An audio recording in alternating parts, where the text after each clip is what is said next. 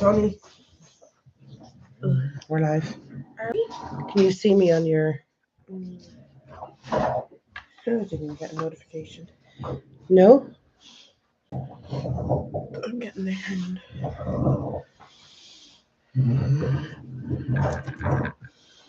Oh.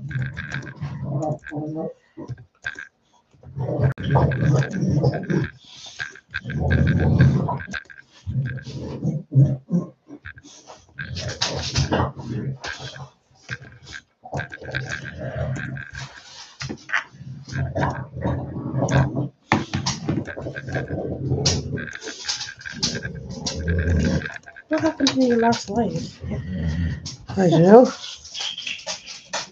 Where'd you have to now say keep it respectful? Because you're meant to, I think.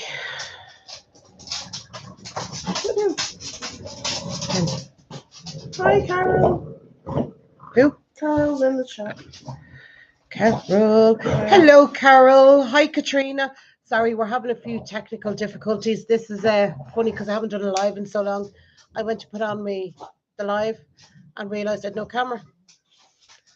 You need a camera to go live. Hi, Grandma. Hey, Grandma. Yeah, it came up. I'd no camera Kerry.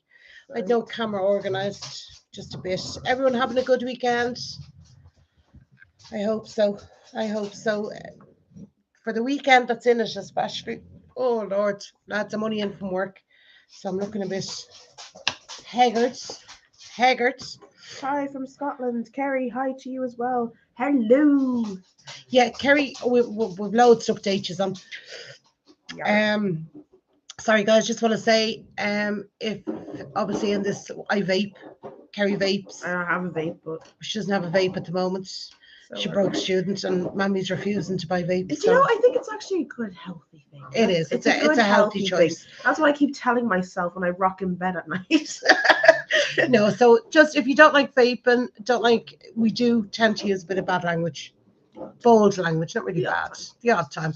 We try and keep it, but sometimes it just slips out given the circumstances. Let me see if I can get you more in the frame, Kerry. Just a little bit tilted. Yeah, there you go. That's you. Yeah, perfect. Yeah, rugby day. So, oh my God. Do you know what, Carol? I was so disappointed for Scotland, but I was so happy for Wales, for Italy. For so long, they have just been the punching bag of the rugby. Sorry, I'm trying to take Tony's thing off. He's eating them. And they're just, you know, they were nearly becoming a laugh. And it was horrible because people went into their matches going, how many points are we going to walk away with? And how many, we get bonus points. And they never gave them a chance. But this year, I don't know what's going on with Italy. It's been a great shuffle though around. I think Warren, my friend Warren, he watches it quite well. He was saying there's been a good deal of a shuffle around. Yeah, it was nice. Who said it? I don't know who said it. It was nice to see. It was lovely to see. A big shuffle round of the players. But at least we lost. The last time Italy won at home was to Ireland.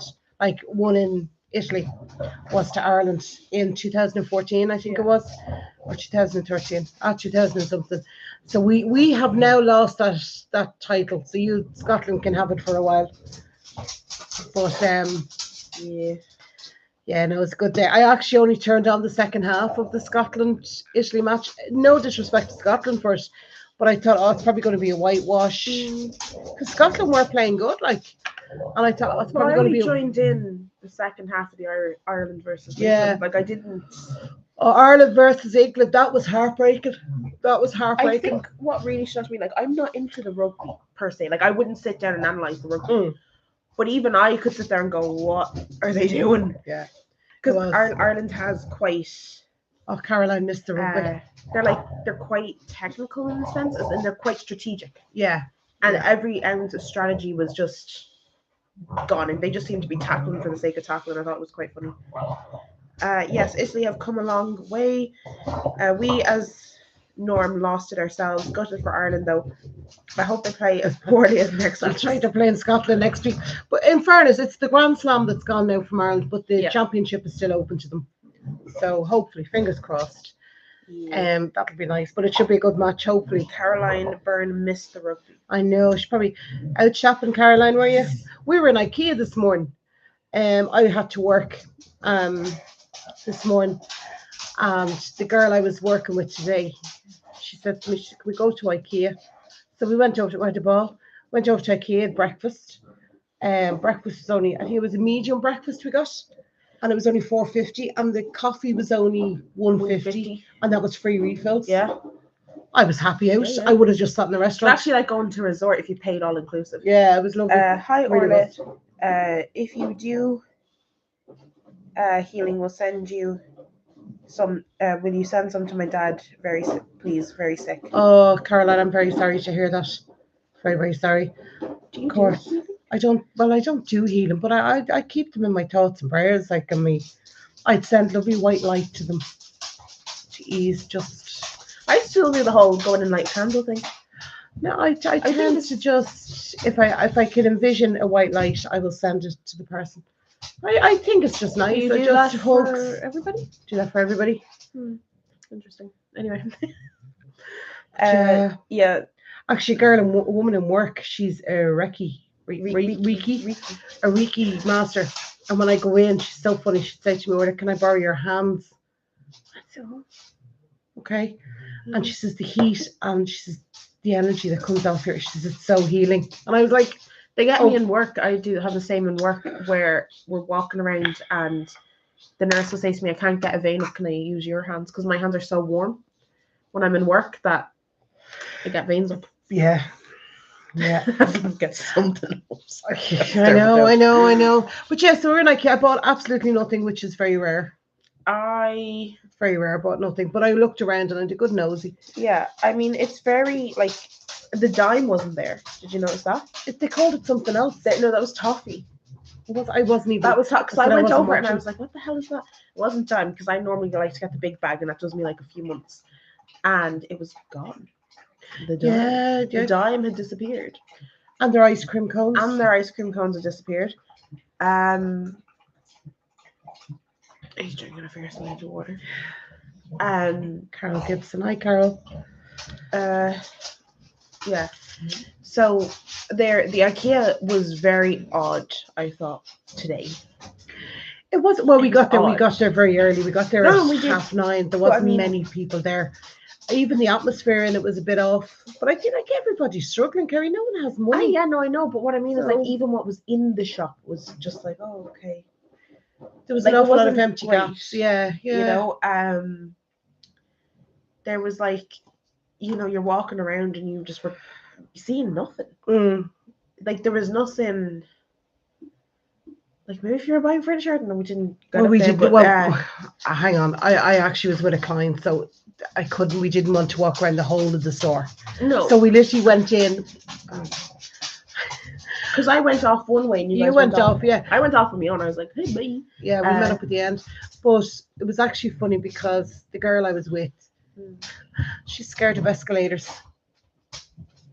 Like petrified of escalators. And we had to go up in the lifts and stuff. And it was very funny going around with her. Like, yeah. I had great fun. Great crack with her. But I even found the stuff that they had in for, like, their seasonal stuff wasn't great. Like, they had no teapots. They had 2 teapots. Two, yeah. I needed a teapot. The teapots were €20. Nice, though. Sorry, the dog is between my legs, pawing at me because there's something stuck to his paw. Yeah, all right, bud. Are you belching at me? Okay. Like, the teapots were €20, and then the milk jugs were like €16. It was just for IKEA. I just felt it was expensive. Yeah. And they weren't even like great. Well, they weren't like funky designs. They weren't. Yeah. But the only thing we were walking around for, because the girl I was with obviously she was shopping, and she wants to buy candles, and she wants to buy some dry flowers for her under her telly. Her telly's got mounted on a wall, and now she has where the TV stand. Yeah. So she wants to put a lamp on it, and she has a lamp, and she wants to get some fake flowers. So it took us about 4 hours. She's not fast walker, but I had great crack with her. I went around the lights. That's what I did. Yeah. I could never walk in a light shop because I could sit there and go like that, and then I play with them, going, yeah, I'm just odd. And even like walking around their lamps and stuff. They used to have great lamps, like funky lamps. It was just They were very plain. they were very yeah. plain. They were like your normal ones with the string. There was very little variety. Hello, Julie. Yeah, there was a lot. There was lots of just overpriced and underwhelming. Well, no, yeah, but there was an awful lot of just no. Like, do you remember you used to go into Ikea? You used to get the lamps and they all pulled apart, and they used to remind me of Pickles. Was it Star Wars? Do you know when the flying machines would open out and do stuff? It was that type of. It was always kind of the cooler shop. Yeah, and then it was very plain. Maybe we're just getting even pickier. in the plant section, because I was like, oh, should I get a plant? Like a big plant. And it was your standard. Everything was pre-bundled, or you could go and there was a little bit of variety in the independent flowers. What? There was. Do you want to come up and say hello? Come up and say hello. Foliage, but there was nothing really. Right, up you get. There you go. You go and say hi to the peoples. Oh, he's turning around. Give him a sec. Hello, peoples. You can't see his tail, but it's going 90. Right. Now you've seen what we're doing. With you. And it just felt kind of like underwhelming, but a lot of the stuff that was cheap, I have to pull back in, or like Ikea cheap, was your essentials. Yeah, that I think was quite reflective, because a lot, like, they're plain lamps, they're plain lampshades, they're plain decor. Maybe you're just getting harder to please. No, it's not even so much that. I just thought, like, because Ikea used to have all their funky stuff, but like their plates, and no matter what plate you got, it could be in pink, it could be in. They had a recycled. They did have pink. They did have pink, and they had like sage green and stuff, and they were fair. But what I mean, it was the everyday normal stuff. Yeah, was very reasonably priced. And then if you wanted a picture frame or a kettle, not even a kettle, it was a pot, teapot. And they were not. I thought, look, they were all right. They were what they are. But like, hopefully now we won't have to go back for another couple of months. But yeah, so I was working this morning. I had to work this evening before I came on. I had to go out, and I'm back, and I'm working again in the morning, but then that's me finished. I'm finished on Wednesday. Kerry's, do you want to tell the people? I am back working again, and my tooth is bleeding.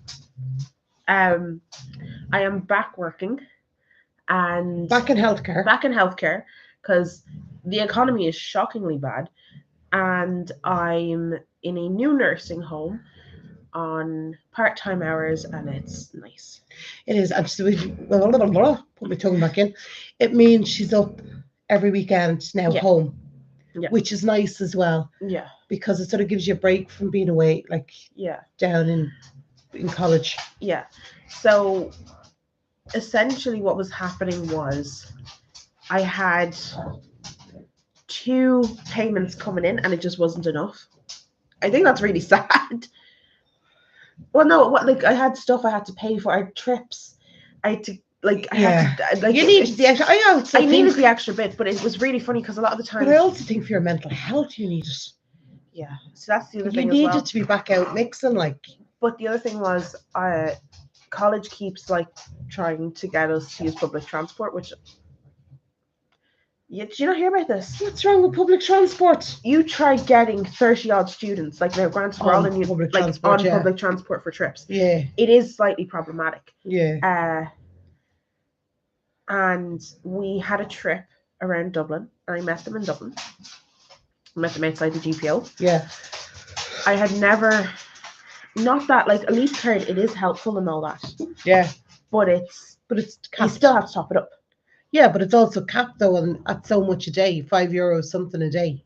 You can't go, and it's great if you're hopping around. Like, oh no, it is fine, but it was things like that. Like, I had to top up my leap card more frequently, and then I lost the damn thing. Sorry, it was my leap card. And I lost my one, and my personalized one. Yeah, you lost yours a while ago. You borrowed mine and then proceeded to lose mine with money on it. Yes, it was money on mine as well. That's sad. Yeah, I have to actually. I think I left it somewhere in the nursing home. I have a very funny feeling. Or I could track my work back again. But anyway, and like it was, if I didn't have that leap card, I'd still end up paying. Yeah. And like, you know, if I was out, I couldn't have, like, because then obviously your meals aren't covered when you're on a school trip or university trip, so you have to pay for that. Depending on where you're going, you might still have to pay admission. Yeah. And so what would end up happen was I'd have enough, say, for the admission, I wouldn't have anything to eat. Yeah. So then I was trying to. It got very confusing very quickly. So I was like, do you know what? No, I want more money. Yeah. So you went back to work. And so I went and got more money. And it was very funny because it's a nursing home that's up the road from me, and also quite near to where I work in the evening times. Yeah. And it's really funny because Kerry finishes at 8 and my job starts at 7:30. So I just sort of fly out, pick Kerry up. She sits outside work for about half an hour, 40 minutes. And then I'm finished for the evening. I sit there and really contemplate. Yeah, but it gives you time to wind down. Like it's not. So I leave the car. Like she's not left in a cold car either. Like, you know. But it's just I needed more money, and even like now, what's happening is like, and this is really sad, like doesn't really bother me too much. I don't really eat from my own canteen in the university just because it's overpriced heavily. Our spice boxes have gone up. I think I got one day. I felt bold and brave, and I got a sandwich, a small chocolate bar, and a drink. $9.80. Yeah. Like, go to Lidl, buy your stuff. Yeah. So I think it was one day. I had a long day. I think it was in from like 9 till 7:30. Because I had meetings in the evening, and I was like, yeah. No, I know.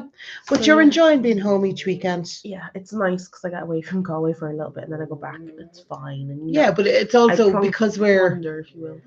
Because we're in Tala, you can get up as far as Houston and then a Lewis. Yeah. You know, it's there's not as much running around. Yeah. So I'll be back on Wednesday though. This week. I'll have a short week. Yeah. So I have to be up on Wednesday for an appointment, and then I don't know when I'm working that weekend. And this is an ongoing game I play, but it's fine. Yeah, but you're enjoying it, and that's the main thing. Sorry, you're going to hear snoring. The dog has just gone over to the back door, lay down on the ground, and gone to sleep. I think it's because it's so cold back there, by the glass. He likes sleeping at the back door. So I'm only working like 8 to 2, which is a lot easier and a lot better, because I think they had me on full hours for the first week. Yeah, but that's your induction. That was to get induction and all that done. So you're happy out. Yeah. And how's college going for you? Oddly enough, quite well. Good. Now, last semester, bit of a bump in the road. That's okay. We have them. I saving up now. I don't know what you want me. That hasn't gone up or down when you're talking. Okay. It's just staying there. I don't know if it's the guys. Can you hear us? Okay. I think they can because they. Yeah, no, it's just our noise bar thing that says when they can hear us is that minimal, and I can't turn it up anymore. I don't know how to do it. No, it's mute. Oh yes, you can hear. Okay. Oh, okay. Yeah. So Oh, that's all right. That's brilliant. That's perfect. It's just not showing up. It's just not showing up on my screen at all. So, hello, Christine Hamilton. There, lovely. So what was I talking about? Yourself. Oh yes, I was. But what part? College. Oh yeah. So this semester, I actually I failed a class test. Right now, in fairness, we were just back from America. I didn't understand that it was that quick after the fact. Sorry, you just on your face. Don't rub it. It's the moisturizer underneath, and you're going to start peeling it all off, like you have done now. No, it's already peeling off. That's what I was looking up. Yeah, but don't brush it because. Okay, I didn't know. Yeah, I know. I'm telling you now. But the class test, I failed, and I was a bit like. But that being said, I was just back from America, and I was unaware that the lecture was going digital free this semester. That's to make people go in. So people started going in, so I don't know. Anyway, and I got quite a talking down. Sure. And they were like, "I'm so disappointed in you, Karen." I was like, "No, don't say that." And he was like, "You need to be better on your townland projects." And I was like, "Yeah, no, I will. And I was a lot better actually, and I can read the maps a lot better. But he was like, "You did so well last semester in your archaeology." Sure. So how did you enjoy America, talking about America? I did like it. I think on the video it doesn't, or like on the vlogs, it doesn't look like we're enjoying ourselves, but we were so jet lagged for the first 2 days. We were, and Daria was sick, Hayley was sick. I was napping because I was exhausted, but I also think, well, I know I did. Anyway, I went over with a heavy mind where a lot of things I needed to sort of think about and straighten out in my own head. So, but no, we had a great time. I didn't record an awful lot for the simple reason of I kept forgetting. That was the biggest thing. I kept forgetting. Or we'd end up places and it would just be busy and I just wouldn't record. I think the But other we thing, did had a good we good had a time. really good time. We did a lot of walking, which was great. Yeah, it And was then lovely. Our hotel was also situated in an area where you could walk to like Burlington, all Vineland? them, Vineland, all them were Yeah. in sort of 10, 15 minute no, walk. it was really good, and I did really enjoy it. I know Haley and Daria really enjoyed Mm. themselves. What we didn't expect was the price of things, because the last time it was expensive the last time we went, but I think we didn't expect such a jump. Well, up see, the again. last time we went for a month. Yeah, So when we did the shop, we were doing a month shop. Like we got a month of drinks in, or we got a month of stuff in. yeah. So you were sort of going, yeah, well, okay, it's expensive, and we've got stuff that we don't normally buy, blah blah blah. Yeah. This time was for a week, and it was expensive.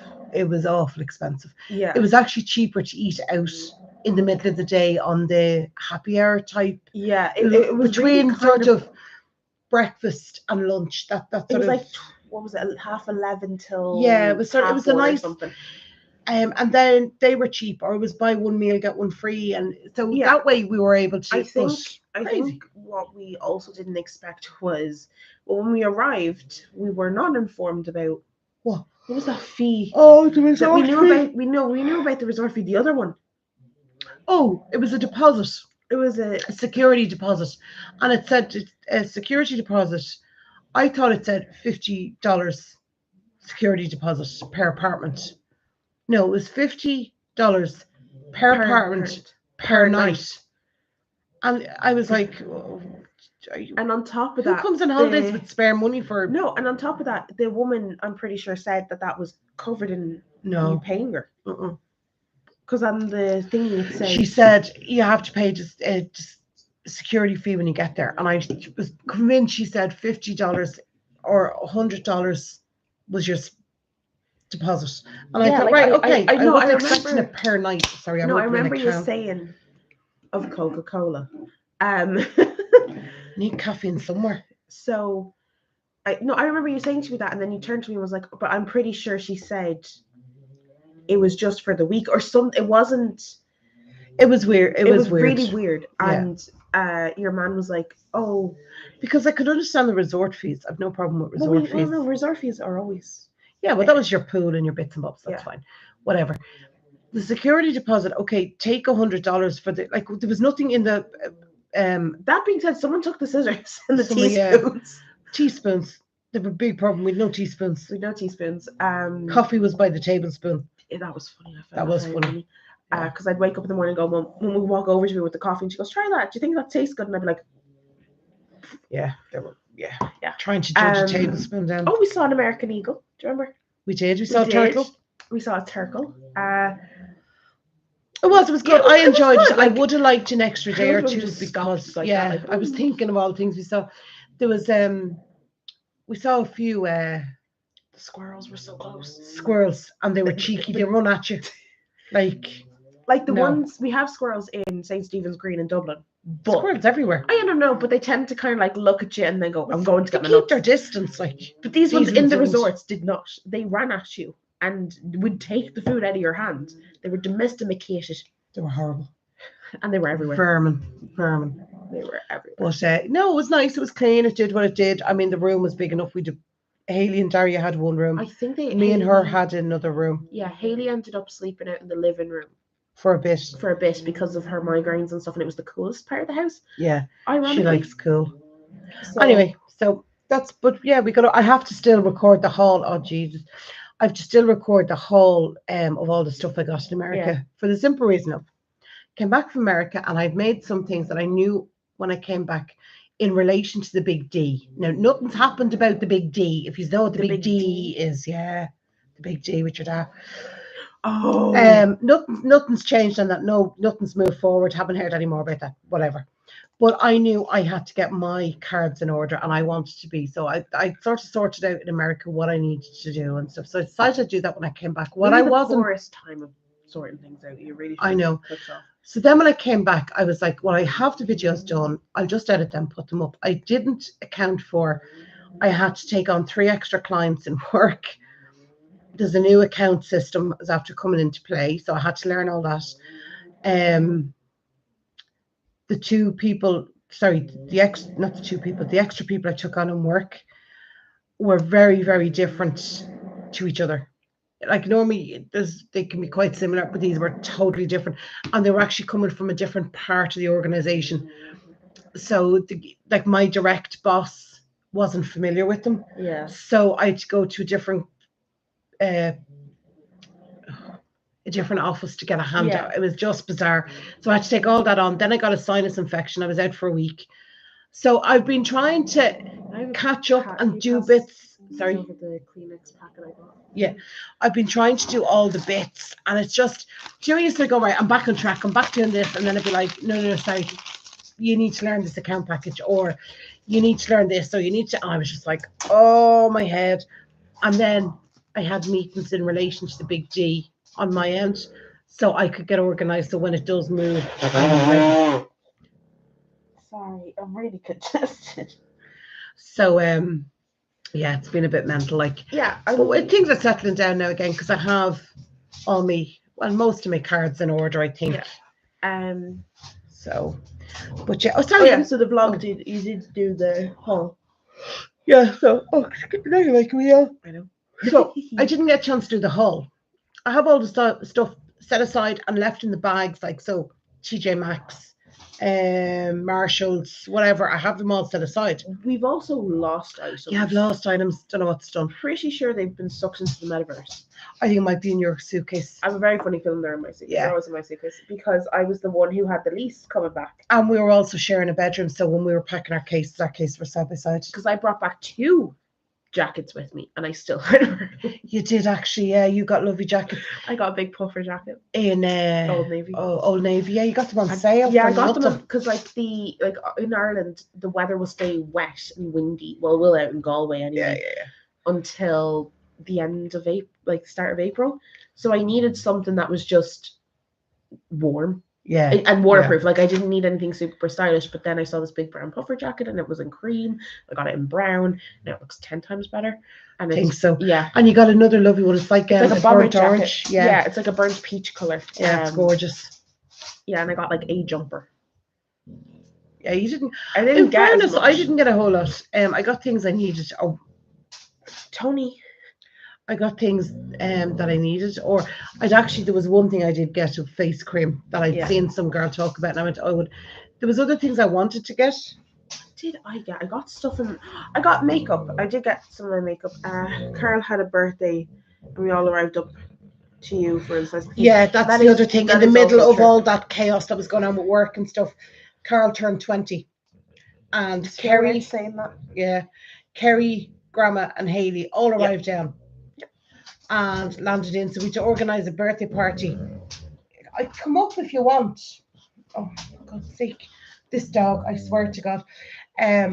So we had to organise that. So it's just everything's been all over the place. But I have all, as I said, I've all the stuff put aside. And then we had exam results with Susie restarting. We've loads of stuff just kind of going on, and things just went missing. Yeah, no. Through no fault of like. There's only one thing that I can think of that's gone missing. Where's the cooler box gone? Over there. I have it. Okay. I bought some weird things that you're going to look at me and go, Orla, why did Orange buy that? But it is funny. I mean, we've used it. Saying hello to the people. I will. I'm not going to tell you what it is because I'll keep it for that video. But it's something that I don't think any of us could guess that I would have bought there. Mm. And when we were coming home, myself and Kerry had a great laugh. I said, God, I love it, And again, it's like I know. And Kerry just went, how the hell are you going to get that home? So I filled it with sweets. That's right. And then I told you look like the cereal color cooler box. Yeah. So we were in Walmart and that's where it came from. We asked about the cooler boxes and I said to Mum that it's probably going to be up by the camping section. And you asked a woman and she had no English. Yeah, that's one of the things I said to Kerry. I said, I find it really bizarre. I was in America, in an English-speaking country, right? That's fine. I know everywhere you go, diversity, that's fine. But I actually stopped one of the workers and I said to her, sorry, do you know where the cool boxes are? Because we could only find the big massive ones. And she said, I'm sorry, in Spanish, she said, I'm sorry, I don't speak any English. I thought, how can you be in an English-speaking country in a job that's customer-facing and not speak English, especially tourist-facing? Okay, hang on. No, I get it. No, hang on. The other thing is, in Ireland, for the visas, you are required to have a level, minimum a level English of English level. So I just found that and if bizarre. it's- Can I use your glass? Yeah. And if it's like think I in the can. beginner zone, you are required then by your visa to take up English classes and sit the Trinity exam. Yeah. Now, does it particularly is like you don't need to take it. You don't have to Yeah. take the Trinity exam. But what it means is if you're coming from like a country, for example, and I can only speak for El Salvador, if you need it because if you are, say, I don't know, a doctor, it's your proof that you speak English. Oh yeah, well no, hang if on. you have like right, but it means that you've like you need to have a C1 or a C2 for fluency. Yeah. I No, think that's C2 fine. is mother tongue. I can get it, and I Yeah. sort of understand. No, but I don't think. But I just couldn't believe that she had no English whatsoever. And then she explained it to me in Spanish, and I was like, "Oh yeah, apparently they're around the corner." Yeah, that's it. No, that's fine, and I But- get that. But I just couldn't get over that customer facing in a tourist area. Yeah, I also don't know even if how- she couldn't even tell me in English that she couldn't speak English. Yeah. She had to tell me in Spanish. Yeah. Which I was totally blown away with because I just know that's fine, just explain to her in Spanish. Fine. I'm not gonna lie, I find it bizarre. I had nearly daily, I wouldn't even call them headaches. My eye is twitching really bad as well. Because like I wouldn't even call them headaches. They were kind of just more like disorientation. Because obviously I'm bilingual. So when I was walking around Florida, I would hear conversations in English, turn, and there would be a whole nother conversation going on in Spanish, and I was like, Mom, I'm very disoriented. Yeah, no, that's fine, and I understand, and I have no problem with people speaking their own language. That's fine. I just found it very disorientating in a big Walmart in a tourist area that they just didn't have English in an English country. Yeah, but then I know some people may get offended and some. It didn't bother me as such because she was able to tell me, and I just went, okay, that's fine, and I sort of went on. I was there, but like, but can you see that in my eye? Your eye's twitching, yeah. You're tired. Yeah, that's it. Like, no, she did say to me, she said, wait 1 minute, and she did go to ring someone. Yeah, and then I went like, no, I speak Spanish, it's okay. And she was like, oh yeah. She goes, if you go down, she's like, if you go down to the far end that way, at the back of the wall, there's ones for the pool. it was, or you can go that way and around the corner, and there's campings, but they're smaller. She did offer to get someone who like it wasn't just dismissed and gone. Like but I was just I said to Kerry, I said I can't wrap my head around that I'm in an English-speaking country and people don't speak English. But this is the other thing that I couldn't understand either, is if you're going to a country, right? When we moved to Spain, we had no Spanish. Well, we learned Spanish, Well, I went to school, I learned Spanish, whatever, you picked it up. We still needed a translator for our visas, for whatever. Not visas, for our residency. Yeah, for our residency. Documents. And I was like, how like, do you like? Because I am actually quite interested to see how that works in America. I just found it absolutely fascinating. Now I know Spanish is the second largest language spoken there, which is again is fine. Behind Mandarin. For one, based on population. No, we're not. I'm saying in America, in Florida, that's their language. I wouldn't have said she was unprofessional because she wasn't. She did say, "Oh, give me a minute and I'll ring someone." So she did. She did try to. She did try to help. It wasn't totally dismissed or anything like that. It was just bizarre. I couldn't get my head around it. Like in most European countries, if you are coming to live and you're applying on a visa, if you're traveling around the EU. And say like that, we went Ireland to Spain for your residencia or for your visa, you still have legal documents to sign. Yeah, no, I get that. So, but I was looking. Where was I? I was somewhere. But I think, and they were doing the documents, and I was looking, and everything was in Spanish or English. Yeah. I saw one really weird. Did you see it? I don't know what you're talking about. It was English and Portuguese. Yeah, funny enough, it was just interesting because while we were there, I went into the Kipling store because I love Kipling bags. Kipling Everyone was from bags Brazil. are my. Everyone in the store was from Brazil. A film had taken off from Brazil, and Kipling bags were going through the roof. And your woman says to me, "They're all from Brazil," and I just went, "Oh." Now the shop was packed. Like we had Couldn't to get in wait the door. outside. You were keen to get in. Mm. It's only because I It's love crazy though. Kipling's. Like, I love but Kipling even when we bags. did get in to get to the back, like it was to the point where I turned around and I'm going outside. Yeah, I'm not. it was I crazy. can't. But do they're this. all Brazilian because, and we subsequently learned that the end of the very end of January into sort of the first 2 weeks of February are when schools in Brazil go in on holiday. So that's when an awful lot of them travel to Florida. It was very interesting to be We've honest. interesting little facts we learned. It's kind of unusual because like obviously in Ireland we don't get the same volume of international visitors. Yeah. Like we do have Brazilian, we've other European Union, we've American, we have Canadians, but we don't get them in like that surge. Yeah, we don't get a huge we amount. don't get a huge amount. We wouldn't get them in the same level. No. So it was just really overwhelming. It was very yeah. It was mad. But no, I enjoyed it. I really, really enjoyed it. I enjoyed the fact of waking up, and it wasn't very warm either. No. But it wasn't Nip at cold. night, There was a nippy at night and nippy first thing in the morning.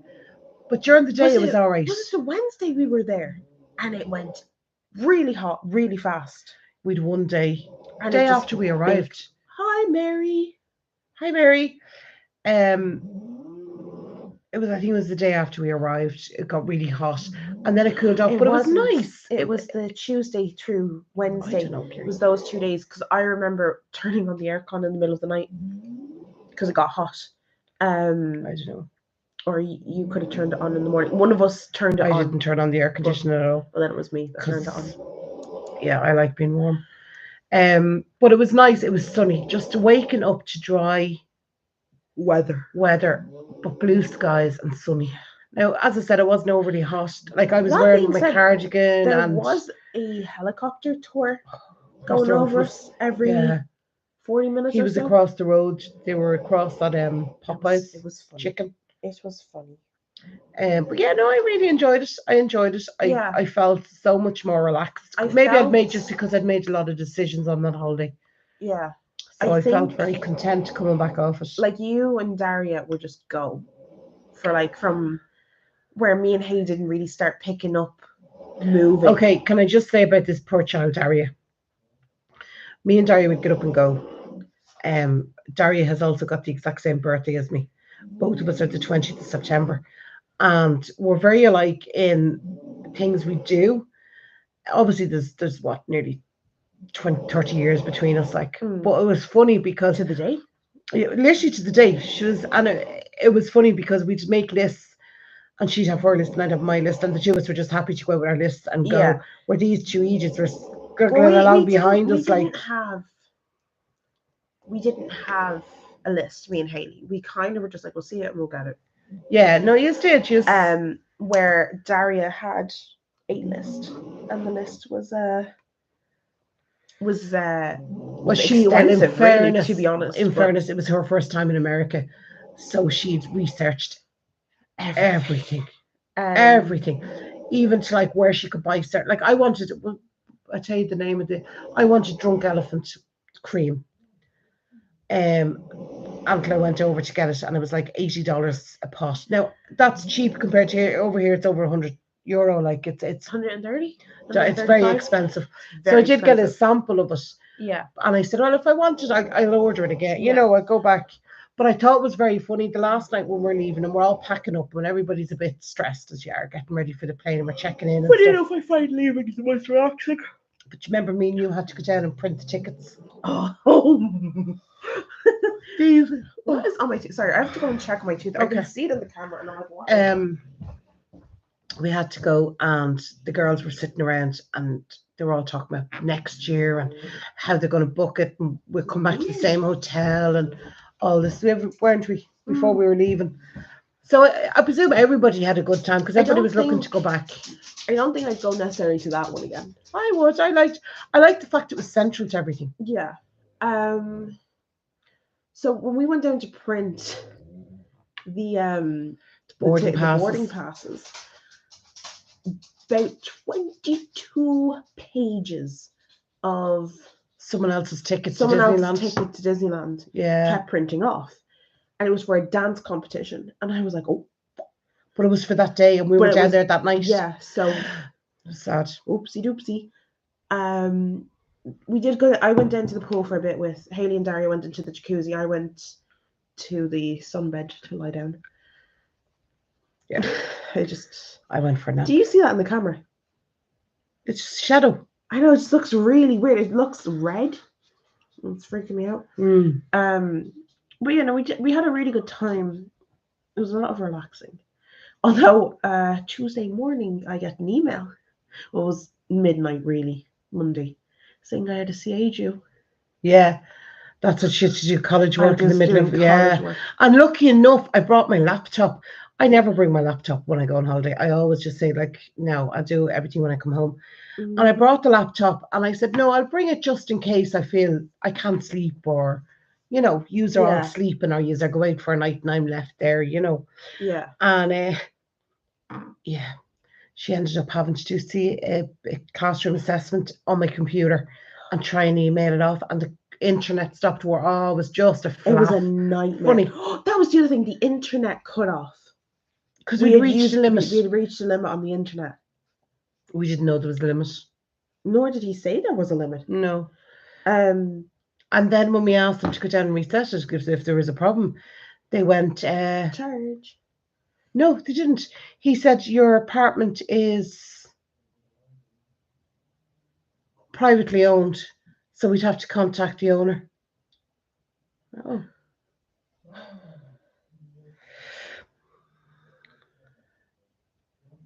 Aren't you a good little woman now? Heading off to heat up the hubby's dinner. Bless. Well, I hope he had a good day in work. And I hope you made him something nice. Yeah, what you make him? Do you make him that nice?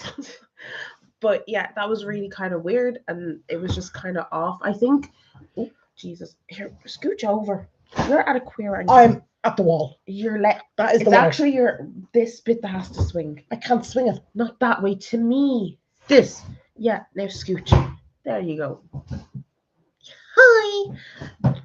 Yeah. So it was just kind of odd at certain points of the holiday. No, I enjoyed it. It was just yeah. Do you know what? Nothing happened that doesn't normally happen on holidays. Yeah, like I mean, there was nothing weird or wonderful. It was weird, and still weird being over the age of 21 in America. Yeah, you can do stuff. You can do stuff, and you don't realize you can do the stuff. Oh. I got ID'd the entire time. Well, me. That was quite funny. What? Me. I was just ID'd. The last place I was ID'd was the Orlando International Airport in the business lounge. Oh yeah, you wanted a glass of wine? I wanted a glass of wine. Yeah. Your man's looking at me going, "Do you have ID?" And I was like, "Are you serious?" Yeah, that was funny. Well, you had your passport. Yeah.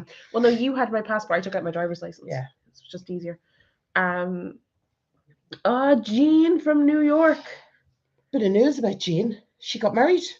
Oh. Yeah. Lovely. He never has a good day at work. Scottish scobies and roast beef. Oh, lovely. Nice. Have chicken and rice soup in the slow cooker. Oh, Carol. I'm going to your house for dinner. Yeah, like it was just it was just weird. I went to go in and get vapes, was ID'd. Went into what was I buying in Walgreens?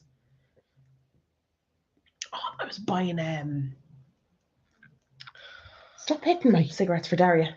That's right. And I got ID'd. Right, we had a problem where obviously Daria and Haley in Ireland can buy cigarettes. Not that Haley buys cigarettes. Daria was buying cigarettes for her dad, who'd given her money and said, get some weird and unusual cigarettes over there. Yeah. Fine. He's from Estonia? Latvia? Lithuania. One of them. An Eastern Bloc. And he said, get weird and wonderful. So Daria said, no problem. Off she went to buy them. Her child isn't over 21. Or 25, is it to buy? No, 21 to buy 21. Cigarettes. It was. But 18. In Ireland, she didn't have a problem. So she never even thought. Yeah. So your man said, because I said, I'll buy them. And he went, you can't because you're with her. Oh, how can I be not with her? She's with me. Yeah. So he says, you have to leave the store and come back in. So I had to walk out the store and come back in. I thought it was the funniest. Yeah. Then a man you remember that? Were you there with the fella behind the counter from Connemara? Yeah.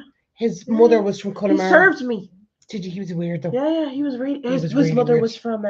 Connemara Was it somewhere. not Belfast as well? No, Connemara. And he says she used to. He said something, and I went, "If my mother did that, I'd kill her." I can't remember what he said she did.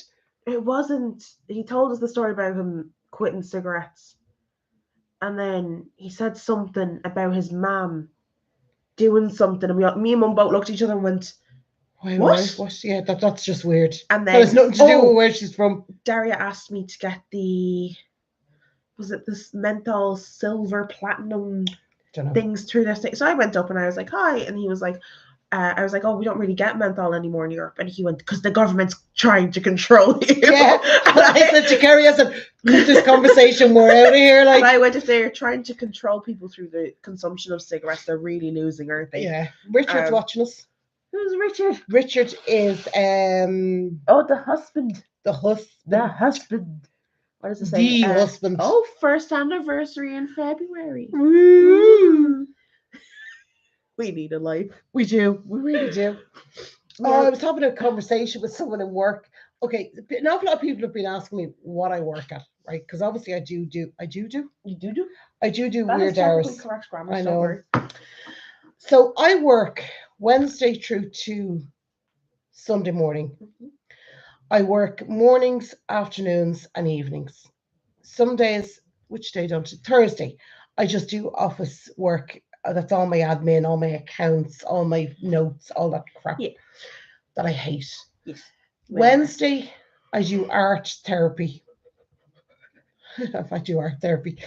But then this isn't me. I'm actually there with people. And then Wednesday afternoon, I'm with a client to be great, whatever. Thursday morning is admin. And then, oh, by the way, I work on the evenings as well. So people have been coming on and going, Orla, what in the Lord do you do? Right. So I am basically a key worker. I'm not classed as a carer because I don't perform holistic care, caring tasks as such.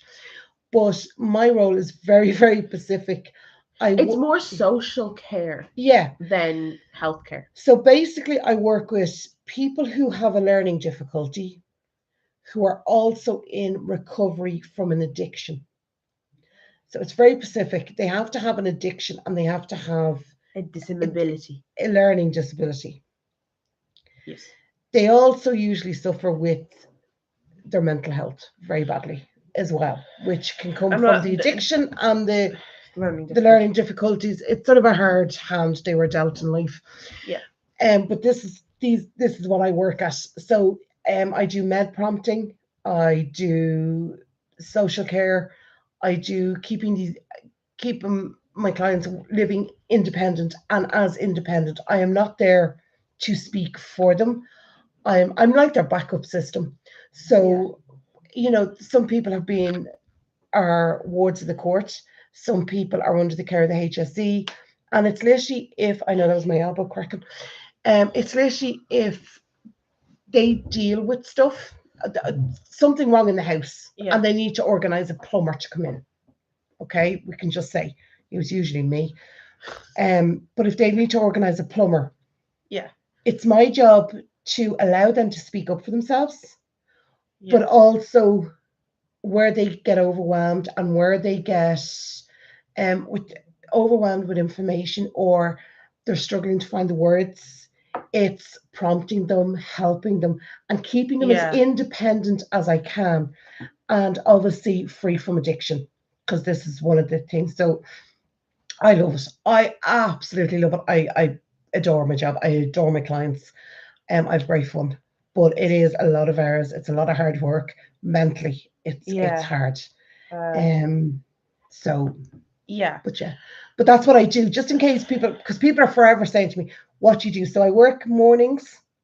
Usually that's in the office or doing group sessions or doing stuff like that. And the evening time, then I work with clients on a one-to-one, and during the day on a one-to-one. So that's what I do. Yeah. Where I'm the complete opposite. She's the complete opposite to me. She is in a nursing home giving care, like the holistic care. Yeah. So it's just Ta-da! Like my job is to keep them out of Kerry's facilities. Yeah. And as independent And it's as actually they can. kind of funny because there's been times where you've said to me about like a person in a professional capacity. I'm like, well, they might need XYZ. But like, I couldn't do your job and you couldn't do mine. But they're both very closely. We're both classed under sort of the same umbrella. Yeah. But totally opposite. Total opposite roles. And it's really bizarre because mine just involves a hell of a lot of patience and a hell of a lot of. Well, so does mine, but like I think it just depends on who it is. Yeah. It kind of oh, hello, Dolores. It just depends, I think, on like my hope kind of is if I can, I'd love to do the module in maternal care. Because now, do not get me wrong, I love my job. I have to remind myself daily that I love my job. But you do oftentimes want to change. Yeah. And I find that there's nothing wrong with working in residential facilities or whatever, but they're kind of under attack at the moment in the sense of there's a lot of mass closures. And we are hanging in there. We're trying to hang on, but it's getting tough. It's getting odd. It's actually funny because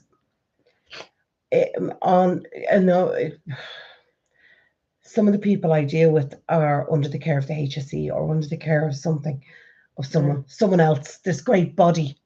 Yeah. I find on a daily. Hi, Teresa. It's battling. I know you didn't miss much. Yeah. Battling the institutions, and it's battling the. It's kind of weird because it's like on my hand, the risk of closure is so high. Yeah. Now, which makes me then redundant, right? But you go to your end, and it's like they're pushing in my direction.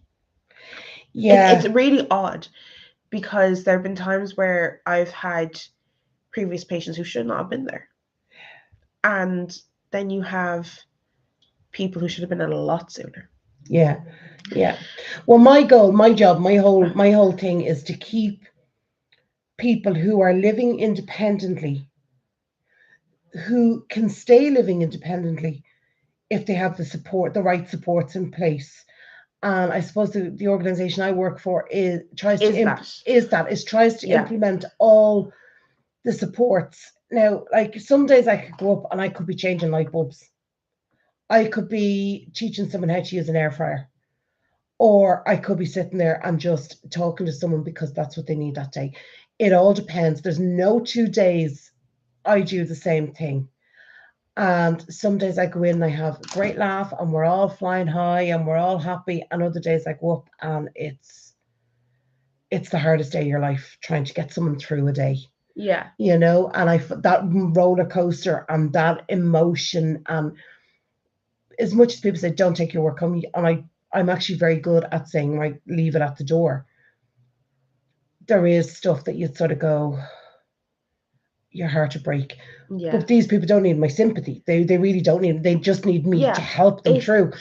And then you take that and then you stick an addiction in on top of it. Yeah. And you're trying, and their way of coping is the addiction. And you're keeping them off that addiction. I want to be honest with you. My view of addiction has very much changed since before my last job in the nursing home.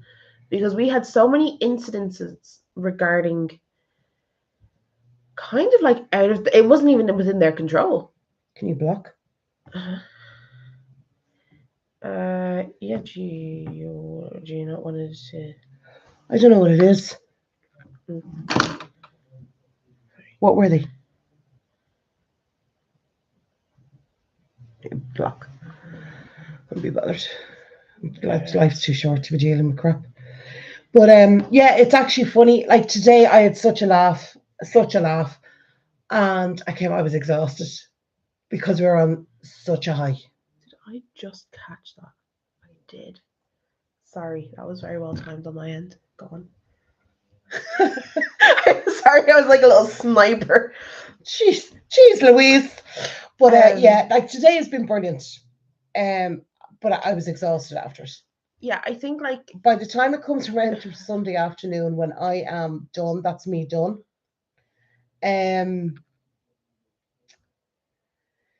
Yeah. I'm ready. I sleep like a sleep of the dead Yeah. because I am mentally exhausted because whatever roller coaster they're on, I'm trying to counterbalance it constantly. Yeah. You know, and I find like, and what's a problem to me, or what's something nonchalant to me, I just go, yeah, whatever, can be a massive problem and can be to the point that it's putting people in hospital, and you have to be very aware of that. Yeah. So I'm never like I actually, where before I dismiss people, not dismiss, that's wrong. I wouldn't dismiss people's concerns, but like, you be grand, don't worry about it. Sometimes I don't do that anymore. It's like, if it's a genuine concern to you, okay, that's a problem. Let's deal with it, you know? So that way I've sort of... I think just like, especially recently, because like a nursing home, and do not get me wrong, they don't have exactly the greatest reputations in most countries, right? No. But what I don't know, I don't know if they were a hacker. I don't think they were, but they can. I think they were just taking the piss. Spam. They're bots, aren't they? Is that what they're called? Bots? Yeah. I have a few of them messaging me on the odd time on Instagram, and I'm like, you clearly haven't checked out my profile picture. Yeah. Like, no. Anyway. But like in recent years, I wouldn't even say the issues with nursing homes, but you know, we're under heck with scrutiny. That in itself is enough to terrify most organizations. Then the HSE came out and went, we're closing some of our facilities because we just can't fund them anymore. Okay, so where are they going to go? Because private is full. Yeah. And people with dementia like that don't take well to change. They don't. This is going to sound really bad. They will never recover from that type of change. No. Never recover. So they might get to a point where they're like, oh, well, I'm just going to wander. It's kind of like, you know, you can convince them it's their house. Yeah. Do you see that village in, is it Sweden or it's the Netherlands? Yeah. The Netherlands, yeah. I'd love it. I'd love it. I think it's a great idea. During COVID, right? And this is something I always think about, because the more I think about it, the more I'm like, that's suspicious. So during COVID, my first nursing home was very badly affected. It just could not curb it. So at one point, the unit I was on was 96% COVID. There was 4 people that didn't have it, and that was not including the staff. So got really bad. Randomly then, these 2 research doctors come in. No one has told the staff about it on the unit. The management knows. So I'm there, and the CNM comes up to me and she's like, Kerry, you did hospital grade like care skills when you were doing your and I was like, yeah, I did. And she goes, that's great. Will you walk around with him with the clipboard? And I was like, right. And it was the weirdest thing. And one of them was a doctor. The other one was a research doctor. Both on loan from the HSE. Picks up the noise. So it does pick up something. Yeah. So the doctor was there because of the COVID reason, and then the research doctor was there for statistics. Now, after that, we got a load of agency workers from the HSE that they had spare. Where are they coming from? Nobody knows. They would. Some of them were like, they were all healthcare assistants. They weren't like nurses. They were all healthcare assistants because we were so badly affected. And then one of the girls that I was working with was like, she's like, did you ever wonder where they're actually from? I was like, oh, they're from like the local hospital. And she was like, yeah, but like that they only got told today that they're down here temporarily. I was like, no. It's very odd. But if they have their own agency staff, then yeah, what's the problem? Dolores, I agree with you. Caregivers, they do make a big difference in people's lives. Feel like it. Oh, well, I do. In fairness, I do. Do you know what I love? Right, on a Wednesday, this sounds so funny. On a Wednesday, we cook lunch in after our arts and crafts, and last week I had to cook sausages. Right, very simple. I was cooking sausages, Susan. And people were having sausage on toast or sausage with bread, bread, butter, and a bit of ketchup, or beans. They could have beans. I think it would be. Oh no, we didn't. We had alphabet spaghetti. right? I never had such a laugh. Like Yeah. people were actually coming into the kitchen because there was me and another girl, and then there was only there was two, three, four caregivers, Yeah. and I think there was five clients, and we were just the giggles coming out. Like it was just, and we had such a cracking day. Now I could go in tomorrow or on Wednesday and hear that four of them were in hospital. Like it's Yeah. such an up and down. But I actually love, love, love, love my job. I like it's really I weird. love the clients I work Mm. with. You've met one of them. Mm. They're just The thing that they're kind just so of funny. gets me about my job is there's parts of it I love and there's parts I absolutely despise. Mm. I would if someone was to sit there and say like, do you enjoy like looking after people? Not really. However, end of life care I love end of life. is amazing. Yeah. And it's so much more peaceful. And it's so much more I don't know, like it's kind of hard to describe. It's just you're there, you do your job, and like at that point, you know, the person is just passing away. So you're just like, I mean, my favorite thing used to be preparing the tea trolley to bring down to the families. I used to love it. You just Yeah. make all the teas, the coffees. We had bottled water. We would bring sandwiches, crisps, whatever. One woman turned around and said, "Is it really disrespectful if I eat crisps?" I said, "He's not going to eat them. Yeah. Like they're for you." Yeah, I know. The saddest thing I've had to do talking Mm. about end of life was talk to a 29-year-old Yeah. about what colour coffin she'd like. Yeah. And knowing no one will get it for her. Yeah. That was heartbreaking. And she's going, won't you make sure it's pink? And I'm going, yeah. We'll sneak in and we'll spray paint But it. you, like, but Yeah, that's the other thing. you know that's Yeah. the thing. And she's like, you know, can you make sure these people don't come to my funeral? I thought, well, how do I stop them? I'm not doing bouncing around your funeral. Like, and we'd have a laugh over it. But Yeah. it was, but that was the saddest thing I had because when I went in, I was talking in the office and we were talking about it. Yeah. And they went, you do understand she's going to have a pauper's funeral because there's no one to, there's no family there. Yeah. And I remember that, that broke me. That broke Yeah. me. All this girl wanted was a pink casket. I'm sure we can grab some spray paint. Fuck it. But you know, like, Yeah. you're dealing with this where they, you know, and they're going, it's a pauper's grave and it's Yeah, a like, pauper's I funeral. mean, And it's like, It's been kind of weird because, you know, we've had, you know, obviously conversations with families or whatever. The worst, well, it was, I don't know if it's the worst. Well, this is the one that's the worst and the one that's just, like not even irony, but it's kind of like you could see how like desperate the family were getting. The first one was, the person wanted an all-natural death. By the way, guys, do not do that. No. What they meant, or an unmedicated death, I should say. They roared. No. For 72 hours. Then the nurse had to intervene. Yeah. Because it was at that point unethical to let someone be in that amount of pain, dying. I probably could. I don't even really know how to explain it, but it was just not right. And the nurse kind of intervened and overrided the family and the executor of the will because she was like, "You can't do this to somebody." And it's inhumane. You wouldn't do it to an animal. Me and one of the other carers, normally we'd sit at the nurse's desk. We actually had to go into the kitchen. You wouldn't do wailing. it. I mean, people say, "Oh, this is what you know." I'm sorry, an animal, if they're suffering, does not get left in pain. No. So why would you do it to a human? This was really bad. I've never heard. I don't think I will ever not hear it again. But the nurse went down and she overrided kind of everyone in the room, being like, "No, this is actually agony they're in."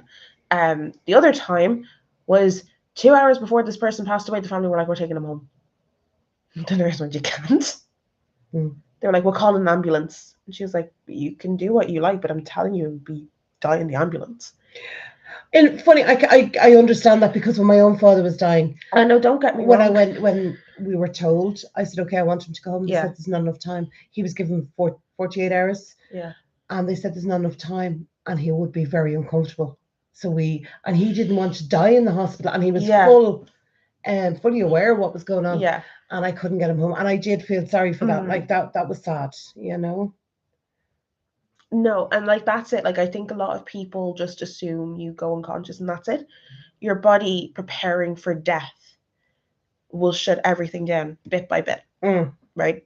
The first thing is normally your digestive You system. love having these light conversations. Do you know what? Jesus, the death process. 11:15 at night. The death process to me is so comforting to know. Oh, it is. It is genuinely like the first thing that goes is your digestive system. You'll not feel hungry. You'll not feel thirsty. You'll just be, if you will. Just be. Then everything slowly starts to shut down. Slowly. And it's something that your body has never had to do before, but is programmed to know how to do. I think that's fascinating. Yeah. And eventually you will go into unconsciousness and pass.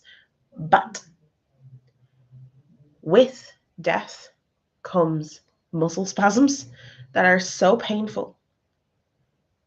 Like, it looks like something out of The Exorcist. It's actually funny because your body's in a fight. It's fighting. It's still fighting it's still fighting for life. Yeah. Even though it's programmed to shut down. It's like as if it knows what it needs to do, but not everywhere gets the message together. Yeah. It also depends. I 100% believe it completely depends on the reason of passing. If it's from an illness, your body's still going to try and fight it off because it's geared up to survive. That's what our body wants. But if it's just old age, I find they tend to be more relaxed. There's more acceptance. It gets a little bit freaky now a couple of weeks beforehand because they start seeing the shadow man, and that freaks me out, and I refuse to go back into the room. Well, that's fair enough. But they also, I think, an awful lot to do with the mentally, if they're ready. Yeah. If they are at peace with dying.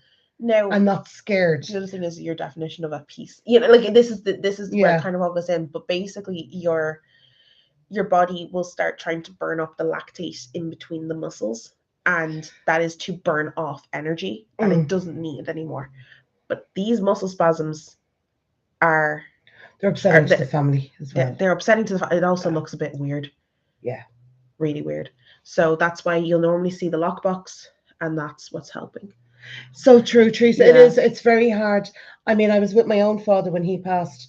I stayed with him overnight in the hospital, and he not that he came alive at night, but every time I wanted to go to sleep, because I was lying on a mattress on the floor, he'd shout me, and he kept saying, "Don't go to sleep, because if you go to sleep, I go to sleep, and if I go to sleep, I'm not waking up." And I'm thinking, I thought that the pressure I felt was unbelievable. But he was full. When he did go to sleep, he did go into a deep sleep, and he didn't wake up. But I know, Caroline, it's very, very hard. We had the palliative care team come into us, and they gave him he was actually on very little pain med. It was more muscle relaxants and sedation to keep him calm. Yeah, because when he it was snow. I remember it was 4:00 in the morning, and my father, who hadn't smoked in 20 years, decided he wanted a cigarette. And I said to the nurse, I can't bring him out for a cigarette. Now he could get into a wheelchair. Well, and she said, "Why? What'll it do? Kill him?" You know. No, bear in mind, this man has only been given 48 hours to live. And I was like, right. And she says, "We'll wrap him up." She says, "We'll just wheel the bed out." Yeah. And I went out, right? Literally, it is the attitude. But it was the way she said it. Yeah. She says, "Why can't you give him a smoke?" I said, he's in hospital. And she says, "Well, it's not going to kill him any faster." Yeah. Like, he's only got 48 hours. But I remember, just on a funny note, I remember every couple of hours my father would say someone had come in to say goodbye to him. Like, and there was certain people came in, and he'd say to me, "What time is it now? Have I to stick them for long?" I kept saying, "Dad, shut up." And he was like, "Have I got long left?" And I was like, "You've about another 12 hours. Oh, this dying business is no joke." And I used to be falling around the place laughing. Yeah. Other people didn't find that funny, that he had that humour about that. But I do think that made his passing easier. There was a quote didn't fear I used to say to people that were coming into family, and they'd be very upset, and they're like, "I'm losing the relationship, I'm losing the person." I was like, death is the end of a life, not the relationship. Yeah, exactly. Your relationship will be fine. And they'd kind of look at me, and I'd be like, "I'll get you another cup of tea, so with a little bit of sugar for this energy." And the amount of sugar I used to put in, keep them up more than caffeine. Don't be afraid. An awful lot of time, people that are dying know that you're scared or you're upset, and they will purposely wait till you go to the toilet or till you have to go take a phone call or something to pass. And to make it, I believe now, this is only my belief, I do believe that when you're ready, you need to tell that person that it's okay to pass. Yeah. That, you're going to be okay, and you're, yes, you're sorry to see them leave and whatever, but they need to know that you're okay with them passing. Yeah. And I think that brings them great comfort when they know you've accepted it. Yeah. It's I've seen it. Like, even if, sorry, Carrie, no, even sorry. if they're unconscious, just tell them, just say to them, Their it's hearing okay. won't go. I remember having, the hearing is the last thing It's to the go. very last thing to go. I think it's like with it goes 30 seconds before. Yeah, I remember telling my mum, and I roughly. remember, Mum, you probably remember this. I remember saying to you, you have to tell Dad he can go, because he was hanging on. He just, and I'd already said it to him during the night. I said to him, I said, I will be okay, and I will look after Mum, and blah blah blah. Yeah. And I remember saying to my mum, you have to tell him it's okay for him to go, that we'll be okay. Yeah. I'm getting upset. But me and her would be okay together, And I remember my dad saying to me, when we were talking about death and stuff, and I remember him saying, you have to make big decisions. And I was going, and he said, I won't be here to help you. I was going, no, me and Mum we'll sort it out. Yeah. And he was going, just go and be happy, Orla. And I remember thinking, oh, wow. Right? Yeah. We'd had a bigger conversation, and this was the end of the conversation, and I knew what he was talking about. And but I remember saying to my mum, you have to tell him you're going to be okay. Yeah. And you're okay with him going. I mean, I think it's like our brains are very interesting when we're going into the grieving process, because what I was told is, when we were doing, I think when I did my first palliative or end of life care, was prepare for people to collapse. And I was like, what? No, Shock. seriously. Shock. Seriously. So we used to have extra chairs in the room, and the husband used to come in and say, that, oh, how nice, you've extra chairs. Is that for extra guests? We'd be like, oh yeah. No, that extra chair is there so we can prop you up on something. Yeah. Like, I've had some ugly buggly experiences that were really ugly. Everyone handles that different. Yeah, I think it completely depends. Like, there was one time, and this might sound a bit weird, but there was a specific reason. We kept a woman in the nursing home longer than she should have been there. And the reason was her daughter was flying in from France, and the woman had passed while she was on the plane. Well, that's fair enough. That is fair enough. My job as a healthcare assistant is to prepare them for the undertakers. And that it's actually quite a nice job, because I still talk to them. Yeah. While they're there, but not there. There was a man who hated the color purple on him, but it was the best color on him, in my opinion. So I said, I know you don't like this now, Patty. I said, but I'm putting you in that purple shirt. Sorry. Yeah. And then the lights went out in the room, and I was like, I'm sorry, Patty. That's it. I'll take it off. Just saying, both her parents knew that they were dying, and I do believe that.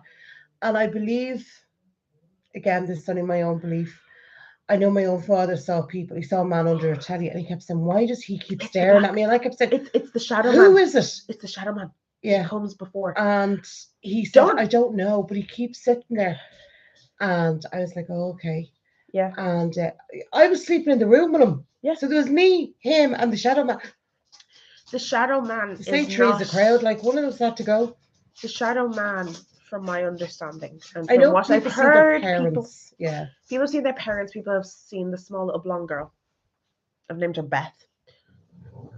I don't know what else to do when people tell me really creepy things like this. I just give them names.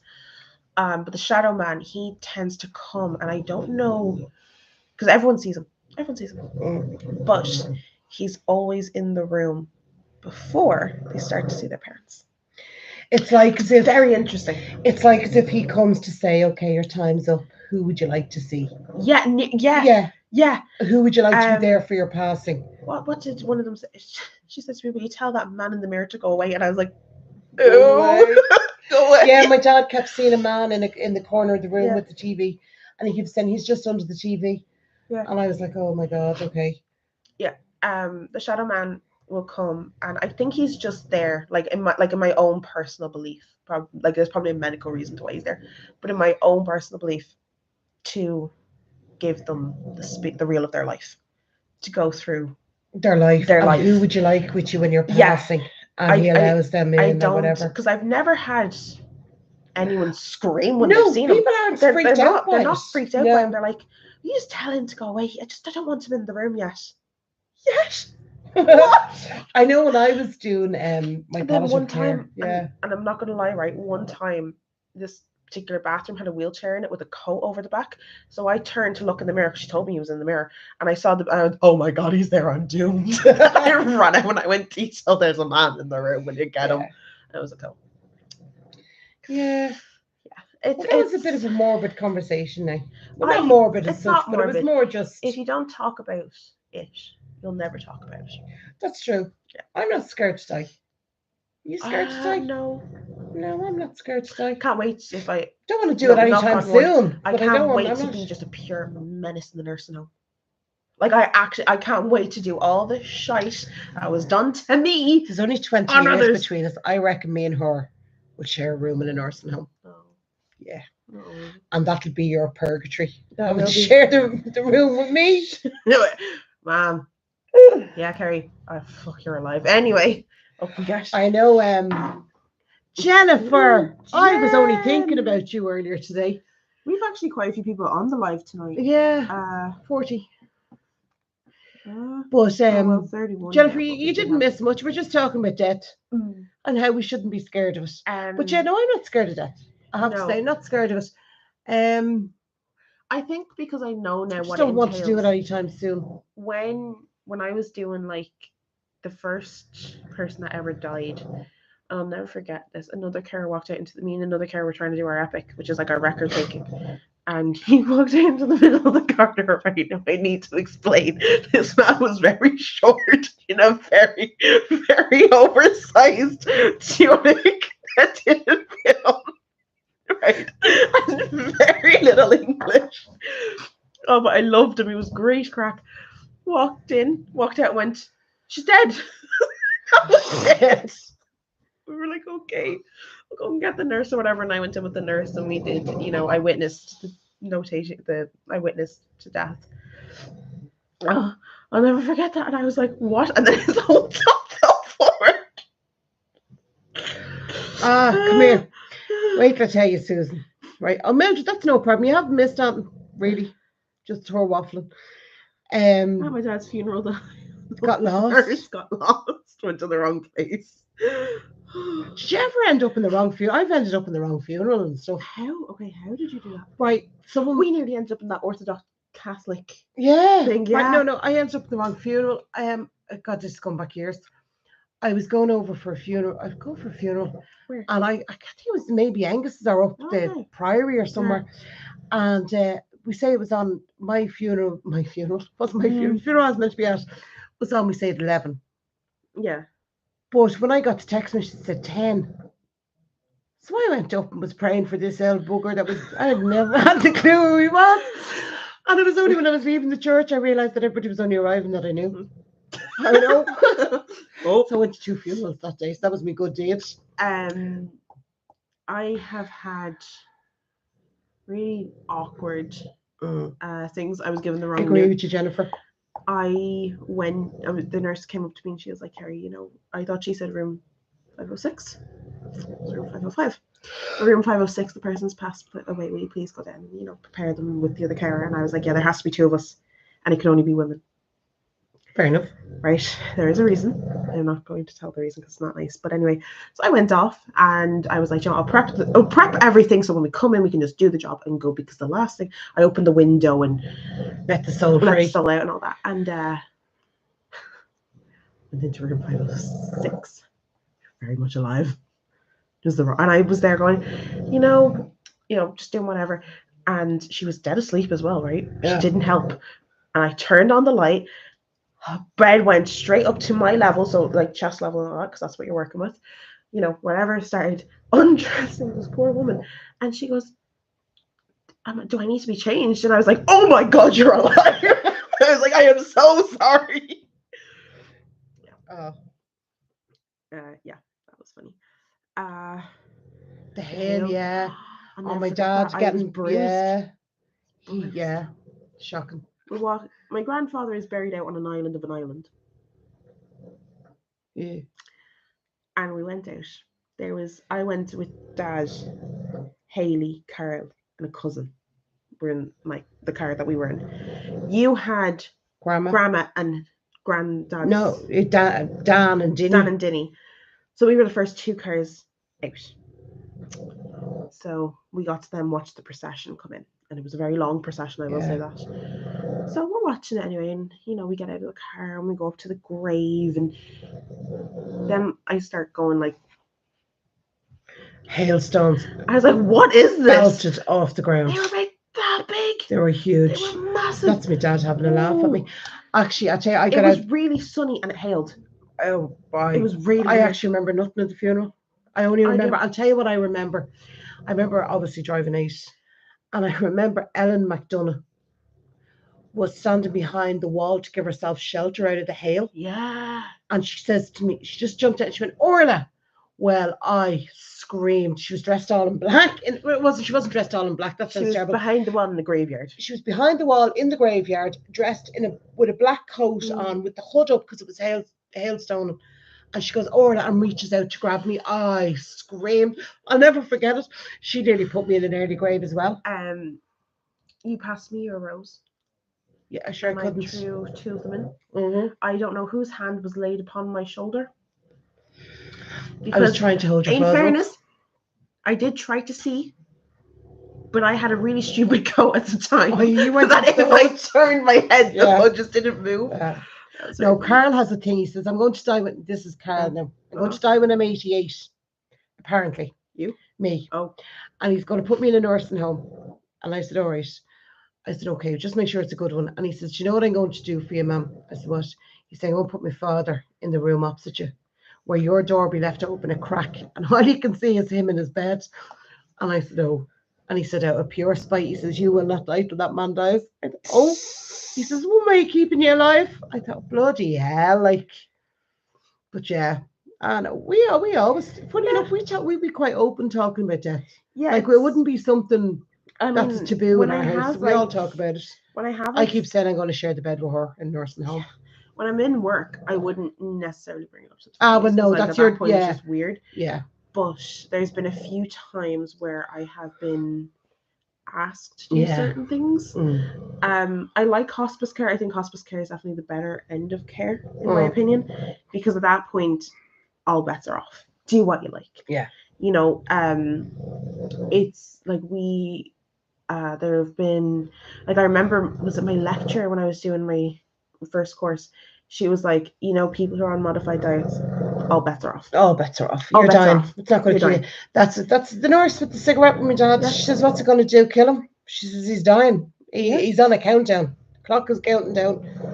He thought that clock would never get to the end. It was so funny.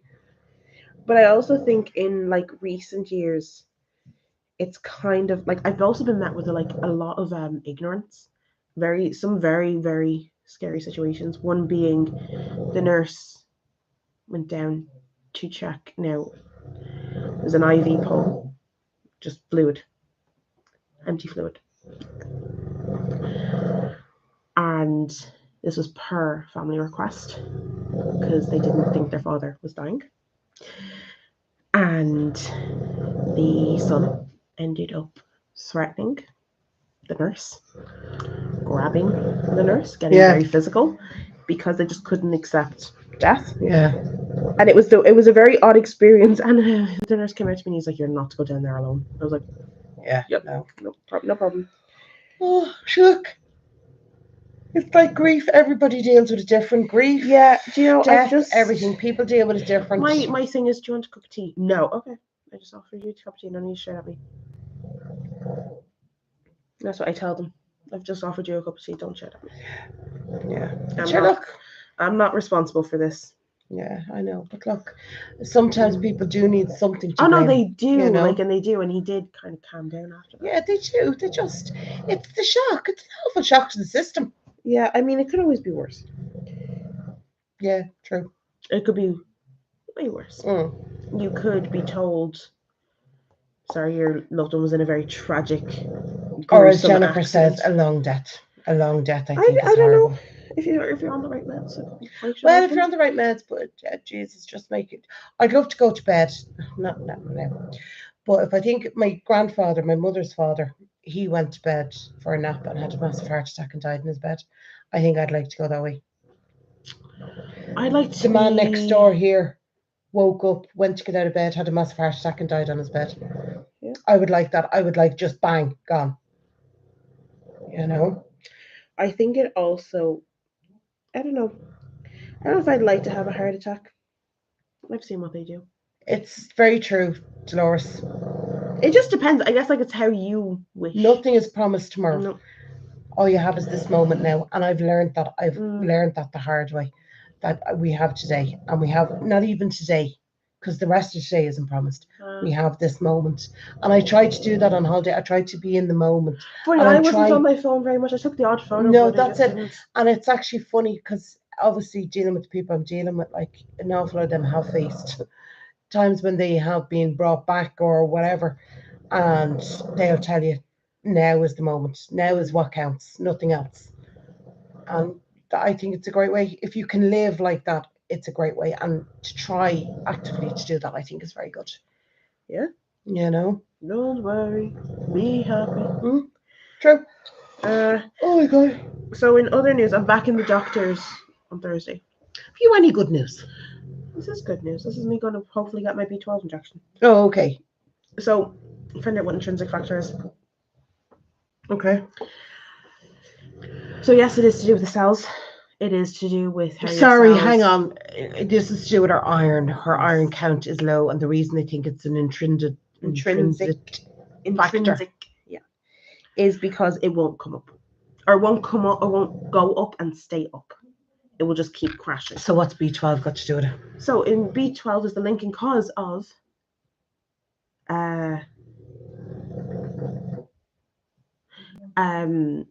is what directly aligns up with those cell productions. Perfect. So that's what they're testing on Thursday. They're also testing my vitamin D again. Mm-hmm. And I was like, oh. Yeah, we're also coming into the summer, so. Yeah. So I was like, didn't think that had to be retested. And all I got was a, yes, Kerry, you are really low. Mm-hmm. I was like, oh, okay. And what else is being tested? The iron level, the intrinsic factor, and the vitamin D. Brilliant. So you'll be a new woman. Hopefully. Well, I gotta have a bit of that D. Sorry, I had to make it funny. So has anyone got doing anything exciting this weekend? I know in Europe it is Mother's Day tomorrow. It is. So happy Mother's Day to all the mummies and the step mummies and the foster mummies and every woman that has an impact on a child's life. That's tomorrow. You're working tomorrow 8 till 2? 8 to 2, I am indeed. 8 to 2, and you're on a 4 o'clock train? I am indeed. Grand. I don't know if I'm so much looking forward. I have some work I have to do. I know my housemates are going to be like, what the hell is she home? You pay rent. No, it's not that. They'd be like, I'm always back on the Monday. What happened that I came back on the Sunday? Yeah, no, that's fair enough. They had me in a group meeting because I was studying for a test and they didn't see me. I wasn't as chatty because I was quite stressed. And they were like, we thought we deeply, deeply offended you. No. Kerry just shuts down. I just can't, just don't talk to me. Yeah, that's fair enough. So we're up, I'll have to drop you to work. So we're up at 7 in the morning. I'm in work at 9. 9:30 maybe. We can go early. That'd be great. Yeah, we can go early. Because at the moment, I just kind of want to get there early, have like a coffee. Chill out a little bit. I won't clock in till 8, but... I'm quite lucky. When I go in, I get made a cup of tea. Yeah. I get made a cup of tea. So, tomorrow... Daddies who are born... Who are both mothers and fathers. Brothers. Sorry. Daddies who are... Yeah. But they get their own day as well, Daddy's Day. No, you just think everyone should celebrate everybody on those days. It should be Parents' Day. There is a Parents' Day. Is there? There is. There's a day for everything. Did you know October was Psoriasis Awareness Month? No. Oh, and the 28th of November is Anemia Month. Didn't know that Anemia either. Day. Yeah, I was Didn't know that like, either. what? Amanda. I am from California. I'm in California, and our clocks go forward an hour tonight. That's right, because we're not till the end of the month. We're the 31st of, or the 30th of March. And I remember that from your dad working with America. There was a month where the times, they were, instead of being, well, California's obviously a lot far, but the East Coast, instead of being 5 hours ahead, we're 6. So like that. And then we catch up. It's crazy. St. Patrick's Day, yeah. I'm working St. Patrick's Day. Oh, I might go to Kilkenny. I'm working St. Patrick's Day, and I was asked would I bring someone to a parade, and I just said no. Let's see. So I wanted, the Kilkenny has like a night festival on. Might go and do that. My life is insane right now. Our landlord decided to turn the basement into 2-bedroom suites. Ooh. So we are now moving out suites within a week and a half of them starting the massively large and noisy build project. Who looked at a basement, like, and genuinely, right? It's a subterranean. No, but in Canada they're different. Like houses are built with basements, like they're living spaces. Well, yeah, but I couldn't imagine it being the most comfortable place. But they do them in Dublin city centre. All the basements are flats. Well, especially in the old houses. No, I wouldn't. So Jennifer, where the hell are you going to go? And can you get somewhere else to rent within that short space of time? That's mad. I don't know if it's a matter. Like, I don't understand. That is actually insane. And funny, I was only talking about you this morning because I was saying I hadn't seen you online. Well, online, on here, like much. Yeah, no, that's mad. That is crazy. I would not. No. It's. Julie, what do you think about the rugby today? It was brilliant. I mean, I enjoyed it. I was at the edge of my seat the whole time, but oh my god, yeah, he's on the floor. Here, Kerry, show that down. Okay. Wait, I just moved the camera. Hello, people. No, you need to point it over that way. Yeah, I know. So, are you ready?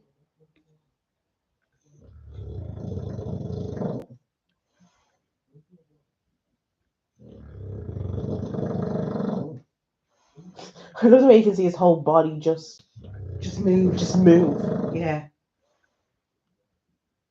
Right, do you want to put back the camera? Hello. Yeah, now this is tricky. Oh, hang on. This is why I don't move the camera. Oh. There we go. But yeah, no, he's an awful loud. Yeah. We found another house, and yes, my man and what? Said just make it happen. Okay, fair enough. The moving. Oh, okay. He's so relaxed. He's beyond relaxed. That dog does not have a care in the world. Mm-hmm. He is the most chilled out fella. He comes up now. When I go up to bed now, he'll come up. Yeah. And he normally jumps on the bed, but then he gets off it and sleeps on the floor at the end of my bed or beside me, but on the floor. But every morning, once my alarm starts going up, he jumps up in the bed, waits for me to get up, lies down on the hot spot, and then sleeps for another 3 hours while I go to work. Yeah. He ain't daft, but he loves the sleep. Loves the sleep. He will sometimes, if Carl isn't up, he'll come up to me, and he likes to lick my toes to wake me up. It's uncomfortable. Yeah. It's uncomfortable. Yeah, he does not care. No. But he snores so powerfully that he moves himself. He will inch. It's like ASMR. You know that really relaxing breathing? If I could just lower him down a bit, it'd be ASMR. I can hear him in the attic. Yeah, he's loud. He is so loud. But he's happy out now in fairness. Oh my god, sorry, so sore. Been doodling. I know you have, darling. Doodling. But yeah, so any plans? Jennifer's moving house. Dolores, how's your kidney? I know it got worse. How are you holding up, and how is your son doing? How he is getting on? He is doing okay. The rugby. I was talking about the rugby. Yes, Italy. against Scotland.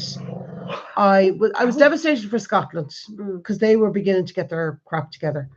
But I was so happy for Italy because they have been the whipping boys of Europe. Like, people going against Italy and they're like, how many points will we walk away? Will we get bonus points?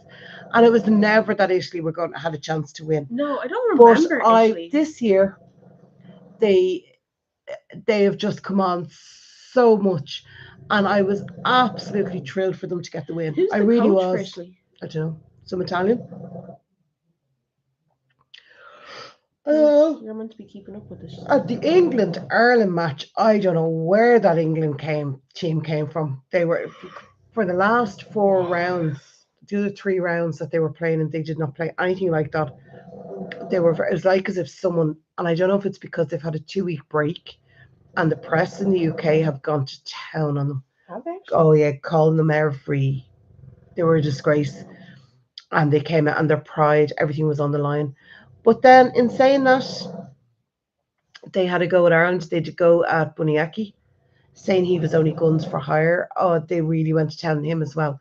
So, Guns for hire. A gun for hire, yeah. Like, his 4 kids were all born in Ireland. Oh, what was that? I know his eldest one wasn't. Was it Good night, Teresa. But it was an exciting match. I enjoyed it. Yeah. Heartbroken for Ireland that the Grand Slam's gone. But was it Bundy took a tackle at someone, and it was just like a really aggressive tackle or something. But guns for hire, seriously? Yeah, they were saying because he's Simone. They were saying, he played in New Zealand. New Zealand as well. But he came to Ireland, and he's been in Ireland 10 years, if not more. All his children, bar one, were born in Ireland. Right. They're all Irish, like. Guns for hire? Yeah, they called him a gun for hire. I mean, at least I think he's powerful. Muscle for hire, I don't know what but it was something like that. But they were having an awful go at and it was like as if the English, their pride was on the floor, and they had to do something. But fair play to them, they came out, they're boxed outside there. To be honest, I think the Irish team also just got sloppy towards the end. There was a lot of errors. There was a lot of errors. Yeah, it just seemed sloppy from like my perspective. But then again, I don't follow rugby. Yeah, Joshua, I remember you saying to me before about the Dravet syndrome. Is it Dravet that how you pronounce it? I did actually look it up because I'd never heard of it, and I know it's like an epilepsy, very bad form of epilepsy. It's major grand mal. It's like a good load of them a day, like. But I'm glad he's stable at the moment, and I'm glad you're doing good, because that can't be easy on you either. You know. I think like anything like that to me is just I couldn't imagine being able to deal with it, and then having. But when it's your child, you don't have a choice. Yeah, you know, it's true. just that's what you do. Rugby is the best. Hard boys, yeah. Oh, come here till I tell you. No, like this. What was it? Bundy's tackle. I didn't see it at the time, and all I heard from Mum and Carol was, oh, "Jesus, you could hear that." You could literally the smack of the tackle. He went through your mum. He went through, as Carl said, he hit your man's hips. The bones came out the other side. There was like, no, your man got up and he was fine. Like there wasn't a bother on him. Bundy was fine. But Jesus wept. Oh, I love rugby. Carl, watch. You're not mad into it now. Not mad into it. Like I'd sit down and watch it, but I wouldn't. Loves it. But no, I love it. I come away without fight. My mum loves it. She had to postpone her dinner today. I was watching TikTok earlier, and Sky News popped up. Yeah. Ireland votes no in the first referendum since whatever year. And I was looking at like rugby. I love the physicality of rugby. I really do. To me, rugby is it's a men's game. Yeah, men play rugby. Yeah, boys play football.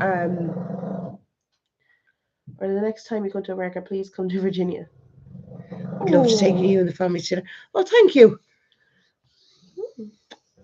Yeah, Virginia. Who went to? Oh, your dad's family. Didn't they migrate to Virginia? Headers, yes, they did. They did, and there's a church named after them, and they donated stained glass windows to the church or something. Yeah, you know, it's aggressive and more broken. Yeah, I like rugby. I love the fact that they get better around the place and they get up, and they're not like, oh my God, I hurt my ankle. Soccer. I'm sorry saying this to you. Yeah. Men play rugby, boys play soccer. Yeah. Can't be doing it. And those who play GAA, we just don't count. Anyway. Oh, they're just a different breed altogether. You don't need to tell me about. Yeah. Anyway. Different breed Actually, altogether. something I did learn, and I was telling you earlier, was when you're in the kitchen and you drop something like accidentally, and it's you need to catch it quickly. The Irish stick their foot out. Yeah. That comes from an old reflex from around 500 AD from us playing GAA. Yeah, that wouldn't surprise me. Crazy. Yeah, rugby is just and I love the fact that they're gentlemen when they come off the pitch. Yeah. And I love the level of respect towards the refs most of the time. Yeah, most of the time. And I love the fact that they can be that aggressive and still be respectful. I just love it. Yeah. I look at it and go, where's the blood coming from? Yeah, she's obsessed with the blood. And I love the fact they say, oh, he's broken his nose. They'll just put a bit of tissue up it and he'll continue on. You know? It doesn't have to be fixed immediately, I think, is the... Yeah, once you don't have to be fixed immediately, just can I rub on your tissues? Go on. My nose is running. But yeah, so that's how we spent today. Out in Ikea this morning. Huh? Yeah. We went out to Ikea this morning. We watched the rugby in the afternoon. I was working this evening. Yeah, I had such a laugh. Like.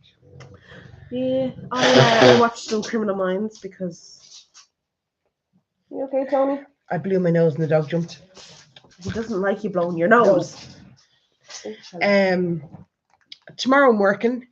We're not doing anything tomorrow.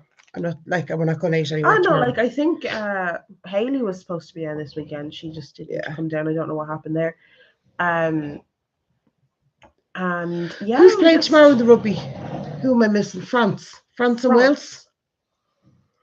Wales at the bottom of the table and France are second from the bottom. So I think France has gotten quite bad. Oh, France are disaster. So are Wales. They're normally and their coach, the fellow, what's his name? Gartland. Can't stand him. Does Tony steal human food? He tries. He torments me. Yeah. Sorry, three of them popped up. So Dolores says, does Tony steal human food? My Millie climbed onto the table and made off with a sandwich. Dear. Yeah. She got great time. Yeah. So no, he tries. Tony, he tries. He doesn't jump up while we're eating, but as soon as you sit back because you're finished, he will jump up to see if there's anything there for him. And if I'm here, he'll paw at my leg till I give him something. He just torments me. But if Carl's at the table and Carl says to him, get down. If he's up on me, he will get down. He will sit on the floor till he's onto something. Yeah. But with me, he just torments the life out of me because I give in. And he doesn't jump up on me either. He'll sit next to me while I'm eating. I have eaten full dinners. No, in fairness, he waits till I'm finished, or he thinks I'm finished. Like if I'm having a banana. Like bananas are my favourite. He'll paw, but he won't jump up. No. And he's good on that. Like sometimes he goes sniffing around and he'll lick under the plate, but not the plate. No, he's good. In fairness, he wouldn't jump up now if we're eating. Yeah. But as soon as I relax after eating, he's like, right, what have you got for me? Yeah. Mind you, I bought him a pig snout today. Yeah. He loves the bones and the dried snacks, I think. Yeah. So Jennifer says, we're going into week 8 of waiting for any word from the ortho. Oh. That's a lot of waiting. Are you going to keep ringing them? Are you going to hound them? I would hound them. This about her knee. Her knee. Yeah. She got a present. I think it's so funny every time she got a present of an MRI and then they didn't charge her. Nice. I would have gone home with a receipt. To be honest, I think. I know. He was very kind of him, Joffrey, though, in fairness. Yeah, myself, I've had the nuclear scans and they're fairly quick, but I don't know if in Canada. The hell are you talking about, you shy? Girl, get out. Get out of here. So Grandma then says GAA hurling and football. Yes, but the reflex comes specifically from GAA. Football. No hurling. Comes from football. GAA football. Right, but it's still GAA. Yeah, but GAA is under both. Are under it. It's the Gaelic. Oh, do you know what? Never mind. So Amanda is originally from Northern Ireland. My sympathies. I'm only messing. That sounds terrible. Went to the University of Bath. Used to watch the City of Bath rugby team all the time. We used to hang out with the rugby bars. Oh, I like that. Who did I meet? I met the team that I met. Do you remember? Ospreys. They were the under 25 team over from England, and I had drinks with them in the bar. And I left. They were actually really nice. They were like, "Oh, is there anything good to do in Galway?" And I was like, "No, not really." I was like, "There's a start." No. I said, "There's no nightclubs really." I was like, "There is DNA," but I said it's too packed. I said, "You won't get in the door." Like, and they're like, "Oh, all right." So they were like, "Are we best off just chilling here?" And I was like, "Yeah, pretty much. This is as good as it gets." What part of Northern Ireland are you from, Amanda? Speaking of Northern Ireland, I planned an entire trip up north for my society. You did? And I have been told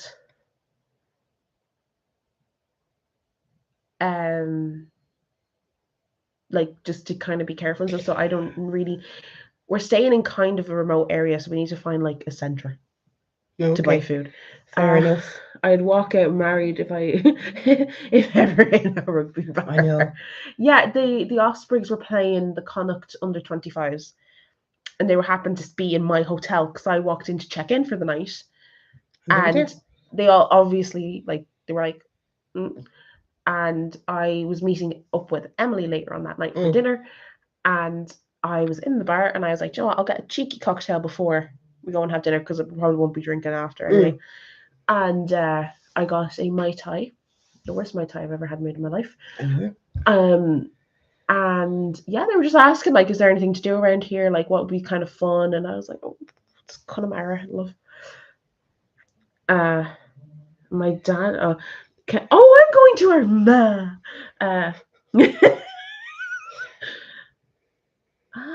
A small village called Rich Hill between Armagh and Portadown.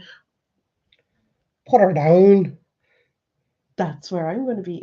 I'm actually slightly closer to Banbridge, but in between Armagh and Portadown. Banbridge town in the county down. One evening last July.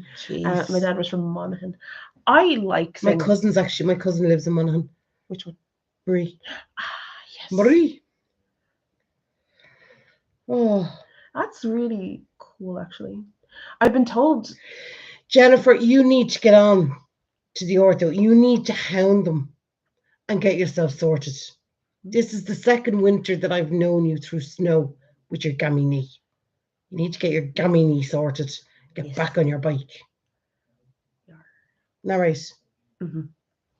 You tell no idea what's going on. Yeah, so we're doing a 2-day trip up north with the society that I'm in. The Heritage Society.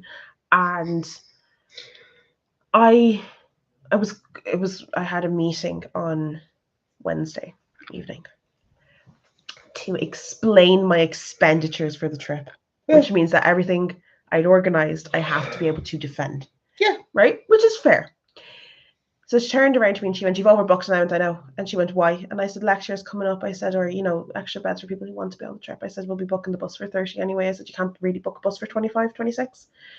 And she went, "Oh, okay." She starts taking notes as we're going through, and she was like, and I see, she goes, "You've booked this trip." I booked Bushmills Distillery. Don't like Bushmills whiskey. Okay. Don't like it. And it's a tour of the distillery and then one complimentary drink at the end. You could use it to polish your boots. I like Bushmills, actually. Do you? No, I can't do Bushmills. And the worst thing is, and this is such an Irish thing, like an Irish joke, I was saying like, "Oh, I actually really like Bushmills," and they went, "Yeah, because it's the Protestant whiskey." Yeah. I kind of went, "What?" And they were like, "Yeah." You do that, Jennifer. Send me the number and I'll sort it out for you. Yeah. Getting tired now. And yeah, so then she was like, and you understand, she goes, that tour is for 18s only. And I went, yeah, I am aware. Oh my God. And then she turned around to me. Now we had to email one person because they were 16. They're 16. There was one. His birthday was 2006. Oh my God. Yeah. Oh. And they wouldn't be turning, or no, sorry, they were 17. They wouldn't be turning till like December. They were 16 last year. So I was like, fuck, Connor, we gotta fix that. And we gotta fix it fast. So yeah. And then we're also doing Giant's Causeway. We're doing Navan Fort. And to which I got the reply, oh, do you not think you're doing a bit much? And I said, no, it is 2 days. I said, 2 full days. 2 full days. I said, well, Yeah. I'm doing 2 things a day. I was like, because they're big tours. Yada yada. And yeah, it's kind of mad. It like that I did it myself. Yeah. I Fair play organized to you. it myself. Fair and play to you. did all my assignments in between and submitted them off on time. Woo! Fucking going. Dolores is coming over in 2030 So, for her 70th birthday. Susie, my sister Susie. and I have bonded over your channel, and now neither is allowed to watch a new video without the other. That sounds very reasonable. Jeez, I have to get my skates on making videos. Yeah. Lads, I haven't been making videos, and the reason I haven't been making videos is just all the shit that's been going on and all the stuff from work and blah blah blah. Yeah. But now that I know you're bonding, I start to feel a bit of pressure. I start to feel to keep the relationship, the family relationship going. So Dolores is coming to Ireland in 2030 for her 70th birthday. 70th birthday, lovely. Fair play. Fair play. We will all meet up and have a drink. Amanda said, Navan is a great tour too. It is. The only thing though is I have been advised to not go to Portadown. Why? My lecturer basically was like, if we do go, we're not to open our mouths. Now, sir, do you want to go out the back? Your wiggly waggly tail. That's like fine. I did turn around to him and I said, well, we do have to go somewhere for food. So oh, very good. Well, so I said, but you have to go somewhere for food. Cian, we can't just starve for 2 days. There's not even a chipper. I'll show you where the place is later. So I have advised people to bring a packed lunch. People to bring their own food, if they so wish. Hey, Baba. We've a few from Donegal that are going. We've Sligo, whatever. There's 1 or 2 that I am a little bit concerned about on the trip, just because it could end us in a hello. Hello. Give me a kissy. Always give me a kissy. That I just want to kind of make sure that they go and understand what's happening. Yeah. That also being said, I was very kind of confused, and then to which Cian responded, well, you don't have the most Irish of Irish accents. Like, it's not as deep. But yeah, so I'm arranging Navan Fort and Giant's Causeway are my next 2 times. Be the thing. Tony is the star of the show. He's always the star of the show. Tony is the baby. He's just a baby. He's so tired. No, we were in bed for 10, half 10. Yeah. And he's giving me the dirtiest of looks, as much as they're like, why are we still up? Nick one of your babes. Okay. Just for the video. So I've organized it myself. I have to, obviously, the other thing is as well, with any university trip, even though we are a society and it's not like a lecturer bringing us on the trip, it is the society. Yeah. We also, we have funding, we have a budget. And I think the last time they said to me the max that they could give is for the tours or the bus. That's fair enough. Right, which is fair. So what I might see if it's possible is to have I think it was the tours and the accommodation, or they'd cover the tours and the bus. But when we got a quote for the bus from Galway, it was $2,000, $2,500. Yeah. So he has to go up and come back. So And diesel isn't cheap. yeah. So what I have suggested as my proposed financial plan is to book the bus in Northern Ireland, only for Northern Ireland. Yeah, but that would make and sense. to drop us from the on the last day from the centre back into Armagh, so we can get the bus from Armagh down to Bucyrus, because it's a 2-hour bus ride. Fair enough. At €12. That's for a full adult. That's not even the student rate. Full That's adult. for a full adult. Yeah, it was Not 11. half an I think it was adult. £11, £12.50, which wasn't bad. No. And it worked out that the way it worked out was better. 11:30 at night. Yeah. It worked out more financially able, and I think it dropped the price by like 70%. Because I'm a smart cookie. I think it through. I think like my mama. I look at things and go, what is the most cheap and economic way I can do this? Not cheap. Well, not cheap. Economically benefit, or economically savage. Savage. Fair enough. Lads, I am wilting and I'm up for work soon. Or soon. In the morning. I have to get asleep though. I am too. And that was my elbow off the wall. Yeah. But I'm very proud of myself. I did plan it. You did really well. I only have to kind of confirm everything, get the receipts. When are you going? The 5th to the 7th of April. Okay. So I'll show you where the centre is, because we're also coming up with a transport protocol. So who's getting on in Galway with the group? Who's going to meet them on the other side? Like, I'll probably be meeting them on the Dublin side. That there's one of us from the society at each stage, basically. Yeah. And my biggest fear is having a too big of an overlap in Dublin, because then you start to lose people. Yeah. Anything people longer. Wander. Yeah. Any longer than really an hour, you're pushing it. Yeah. Now, granted, Bucyrus, it's nice in the sense of it's so close. You can walk around to different restaurants and stuff like that. You let him out. I stood up and he ran away on me. That banged me out. Oh yeah. At 3:30. It's 11:30 here. Oh. 11:30.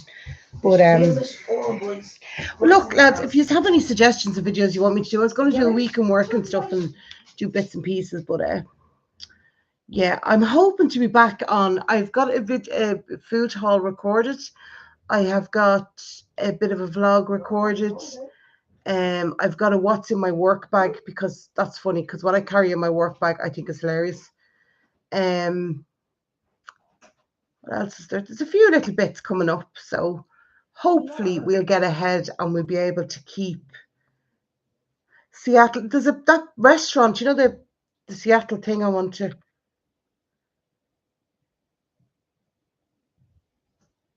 Why is there no railways in America?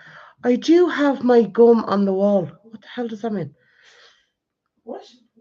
Jennifer said, Dolores, Seattle is beautiful. When I lived in Keelown, BC, we would go down and visit. I do have my gum on the wall. The Space Needle, that's it. Well done, Susie. Do you know my brains be shutting down? Do you understand that? I do have my gum on the wall. I don't know. You actually have a gum on the wall? Or is it chewing gum? That's what you stick to a wall? Was she kissing the wall? Oh. And put her gum on it? Oh. They have a walk full of people's chewing gum.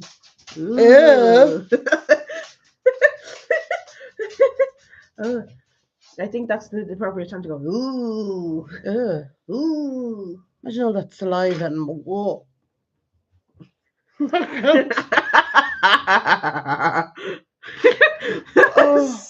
Actually drooling. Oh. Is it foul? Is it foul?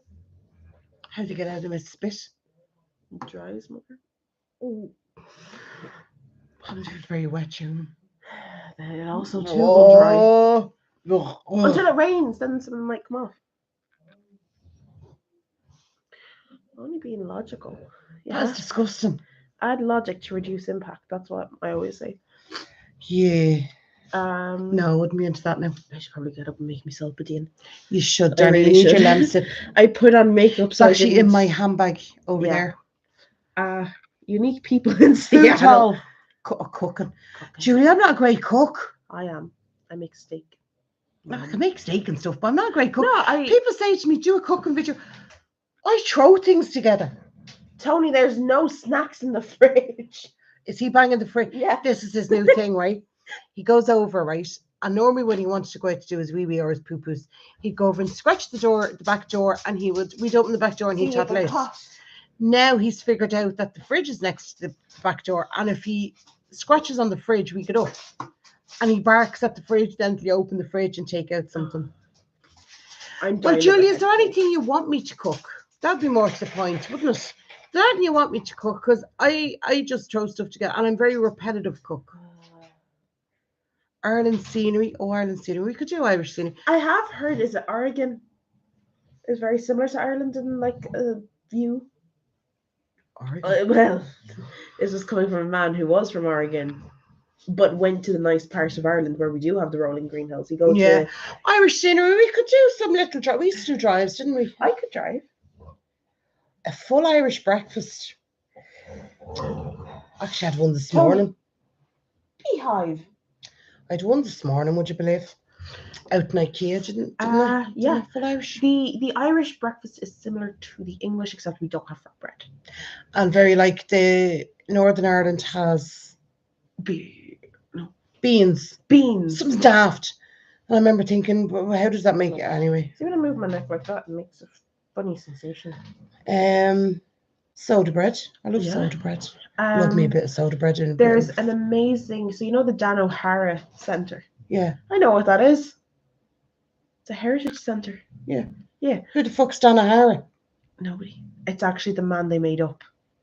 Because if you go drive down that little road, past the little huts, you keep going down, there's an old cottage where they do all their demonstrations.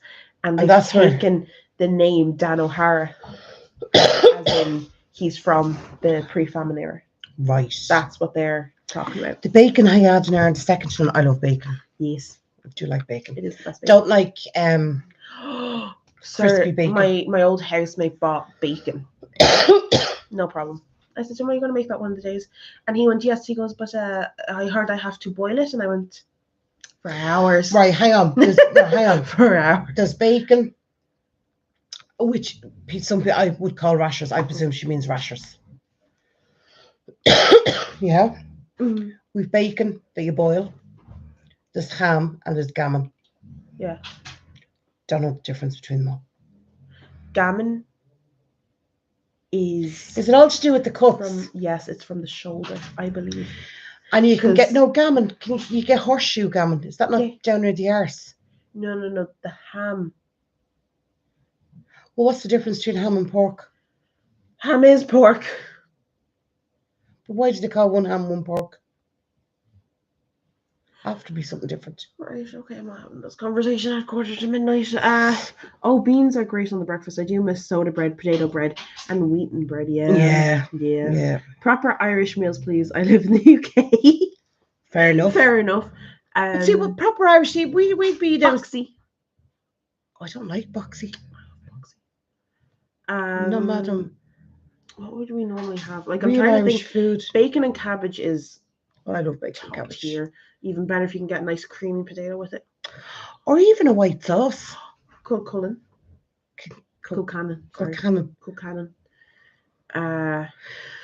That's an interesting one, but it's very nice. And I prefer it with salmon. What do you prefer with salmon? The culcanan. Oh, the culcanan. Yeah, I like it with the spring onions. I think it goes better with a fish than with. That's not culcanan. Culcanan is with cabbage and kale. And cream. What do they call the one with the spring onions? You boil it in milk. Oh, my dad used to make it. I can't remember. We'll look it up later. Right. Well, I'll try. No. Yes, rashers. Sorry, American. Yeah. So. Right. So we got. Well, we could get the spiced barreled meat in Cork. It was its biggest export and still was up until like 1999. And it's like barrels of meat that was heavily spiced, like mincemeat, but it's savory. It's like a pudding. No. It's just the ground meat with all these spices, and it's in like a. What do you think pudding is?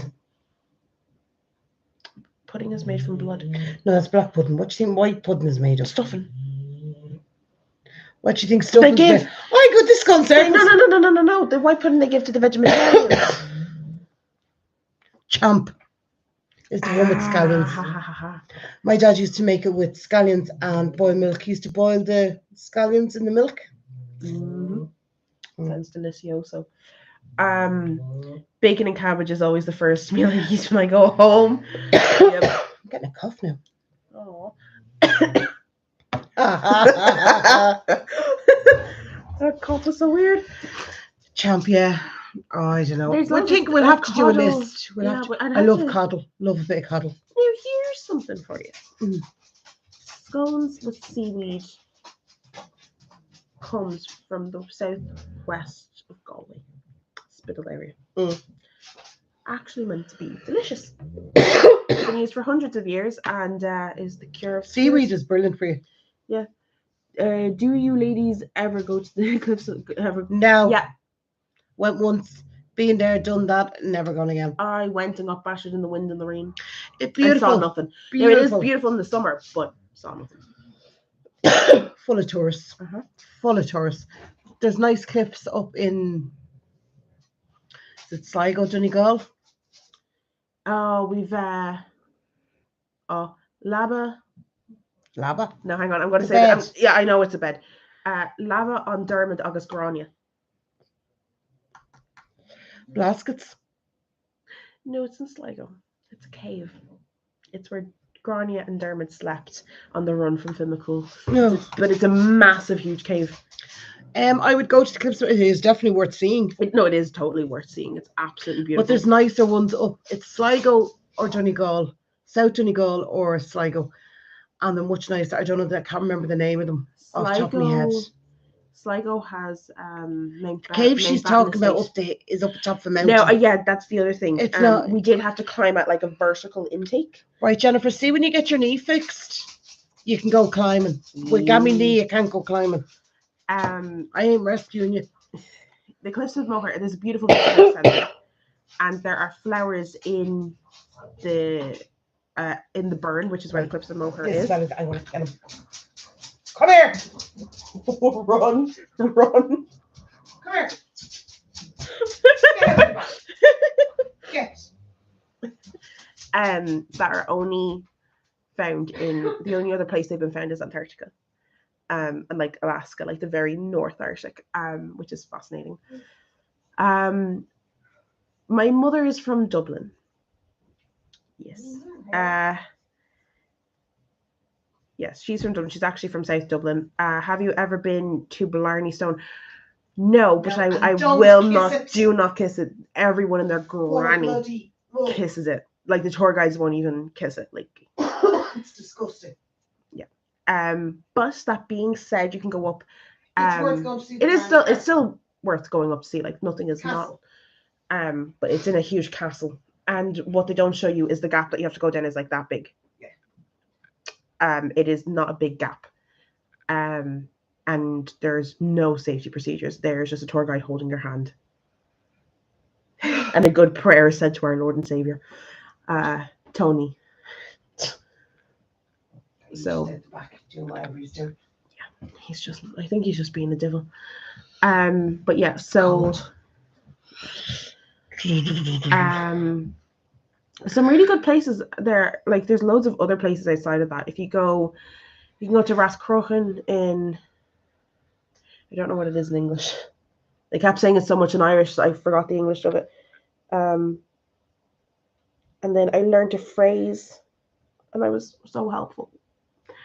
If there's someplace a tourist should go that isn't well known, Rascrochan is really good. Now it's a small tourist visitor center, like it is very small. You probably get there and be like, that's a mound of like that's a hill. If you're looking it depends what you're looking for. If you're looking just for scenery and stuff, Donegal, Sligo, Leitrim, Mayo, Galway. No, like, Galway's very touristy. Well, Connemara, if you go like if you were like you could go driving through Connemara and it'd be absolutely amazing.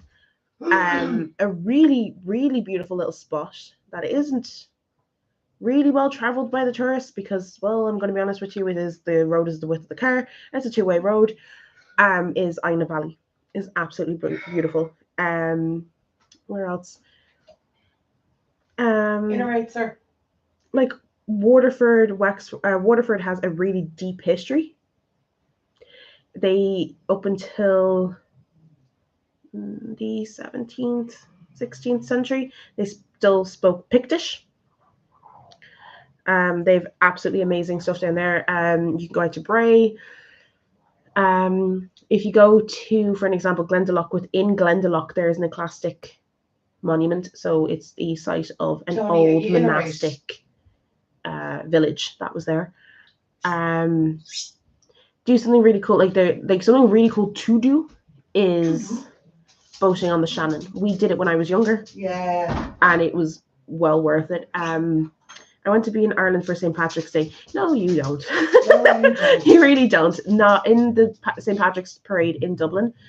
There is not one secondary school. There is the odd one, but most of them are marching bands from middle schools and high schools in America. Yeah. We had Colorado, don't know who they were. Utah, Arizona, New York, Boston. There's a good handful of them. I mean, the one thing I would say is there is obviously the big tourist attractions, right? And obviously they are worth going to see. Yeah. But you don't want to be staying near them, and you want to just literally go in and go out. No.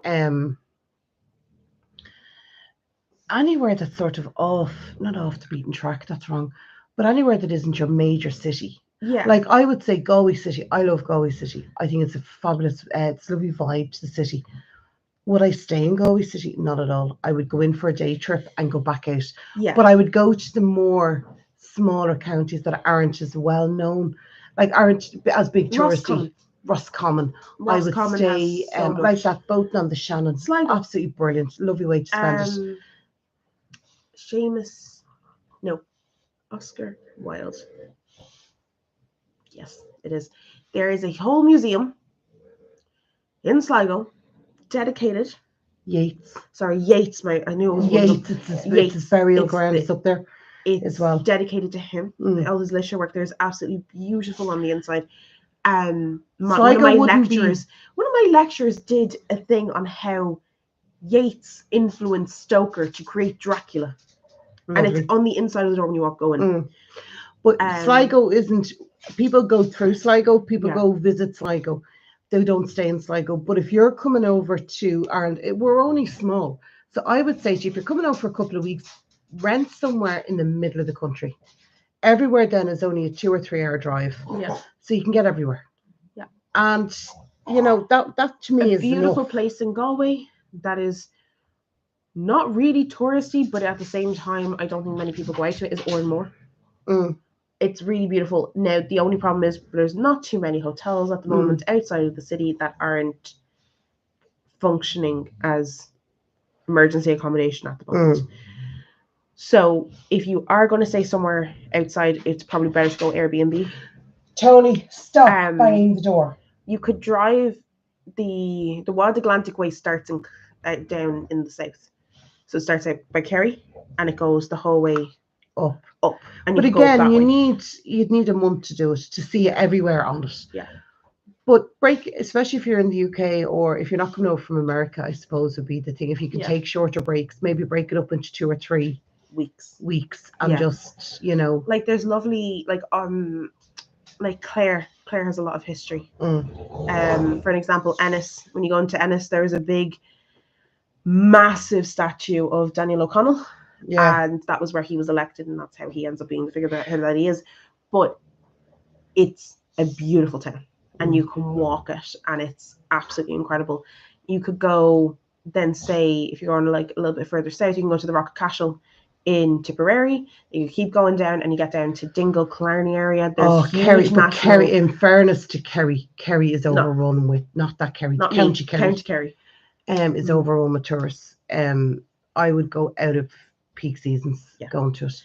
Even Mum goes down to Killarney every October, and is it May? Yeah, should be gone in the May. And it's just there's enough tourists where things are happening, but there isn't enough that it's daft. Yeah, You know, The other Clarny's thing, cool. I love Clarny. Yeah. Oh, I love it. the one thing, Love Dingle as Yeah. well. Dingle's lovely too. Dingle's absolutely amazing. There's a bar or like a pub down there for your man who went to the Arctic. Oh, Tom Creed. There's We were in it. Yeah. We were. Oh, we were. Yeah, no, I know we were. You could go out to like Clarny National Park, which is nearly a complete intact woodland. That has all native Irish trees and things like that. Then you could. Tony. The national park is also a dark skies, so if you go fairly late, you can actually see the Milky Way. Even if you don't go into the park, I don't think you can. I mean, there's lovely stuff to do. I mean, and the thing is, Inishbofin go out to the islands. Yeah. My mum and dad did that for do you remember a couple of years in a row they did it? They went to visit all the islands. Spike Island, I'd love to go. That's my bucket list now for this summer. Spike Island used to be an island, it was a prison. And you can go out now and visit it. Love to do it. I don't know if they'd let Mr. T. Yeah, when it comes to the national parks, it's very strict at the moment. There's a certain amount of debate. They want to make Galway City a national park. Yeah, no, we're not going there. But yeah, if you were, the best way I could describe it is there's something really funny with Ireland. So from like the top of, so if you were to go from say like the Drogheda Belbrigan area and draw a straight line, and cut all the way through like Galway Mayo. Yeah. You have the country divided in half culturally. Yeah. When it comes to history. It's very interesting. Dublin has everything. There's actually a new museum opened. Walks past it. It's on the, where St. Stephen's Green Shopping Centre is. If you're at the top of Grafton Street, if you took a left and walked down slightly, there's an auction house. Before the auction house. There was a vintage chariot as well on why are you giving out to me? On auction. Like there is a lot to do, but the only way I could describe it is if you did it half and half. Limerick is big on the industrial. There's loads of stuff there. Art galleries, things like that, very big in Limerick. Galway, music. It's all music in Galway. Galway's lovely. It is lovely until it's a pain in your ass. Yeah. But then I don't live there. I visit. Yeah, no, like I mean, like it's actually kind of weird saying I live in Galway City. Yeah. It is a little bit odd. What? But if you were to do everything, you could do, for an example, a tour of just the national parks. We only have 5 of them. Hello. Jennifer said, "I'm sorry, ladies. Could I hire you as a tour guide? You could if you pay me well enough. I'm sorry, ladies. I am being summoned by about priority items to move. I will call it a night. Kiss Tony for me. Thank you for your life. No problem. You have no problem, Jennifer. We'll see you later. Good luck with the move. Let us know how you get on." I love Irish music. Yeah, Irish music is absolutely brilliant. I love Irish music. I hate plinkety-plonkety music. Yeah, I will heavily warn you though. You will not find traditional Irish music in Dublin. Do not expect to find traditional Irish music. In Dublin, purely because Dublin is the equivalent of just being not like wash. It's not like people would know, but it would know pub songs rather than traditional music. So if you were going, I would recommend the King's Head in Galway. They always have I think it's a live band every Saturday. In fairness, absolutely. If you were going and you're not a drinker, just walking down Shop Street any weekend, and there was so many buskers out there, and on so many. Tuesday there was a random club, and they take an artist and they plonk them in the middle by Sevens. I know where it is. Sorry, it's not Sevens. Anyway, yeah, it is Sevens in the front door. Just literally right across in front of it. It's actually at a crossroad, and they have a literal band play. Yeah, like it's absolutely brilliant. Clare very big on the music as well. Yeah, Sligo once you get to the west, they all know how to jive. I don't know how to jive, and I'm from Dublin, so the Mary next door knows how to jive. I have to get her to show me. I feel like her and Tom used to jive. They were great dancers, always were. Mm-hmm. Lads, I am really sorry. I am going to have to go to bed. I am up in 6 hours to go to work. Yeah. There's a lot of literature connected to the land. It's, you know, Cool Park in Galway, out kind of by Gore area, is where Lady Gregory was lived, and she was huge for the Gaelic revival. You just, Yes, I hear if you have to kind of look really hard, because a lot of that stuff doesn't get promoted, and it's mainly because you try and explain to someone why Lady Gregory is so important. Yeah. You're kind of nearly trying to defend, and I think people feel like they have to defend the reason, which is not true. Tony, be nice. He is. He wants to go to bed. Yes, I know. Yeah, I know. Oh, good night, Amanda. Night, Amanda. I think we'll have to go to bed. I'm up in 6 hours. You're up. I know. But what we're going to do is, and this is something I was saying to Kerry earlier, was because now she's up most weekends. The way I've worked the videos going up is every second day a video. That's how I'm planning on going forward, which means every second week will end on a Sunday. Yeah. And instead of putting up a video, we might go live instead. So every second Sunday we go live. Yeah. What do you think? Yeah, sounds good. That sound like a plan? Good night, What? Susie. Right, lads, Good we night, are all. going to go because we're up for work and both of us are working and we'll be like cats in the morning.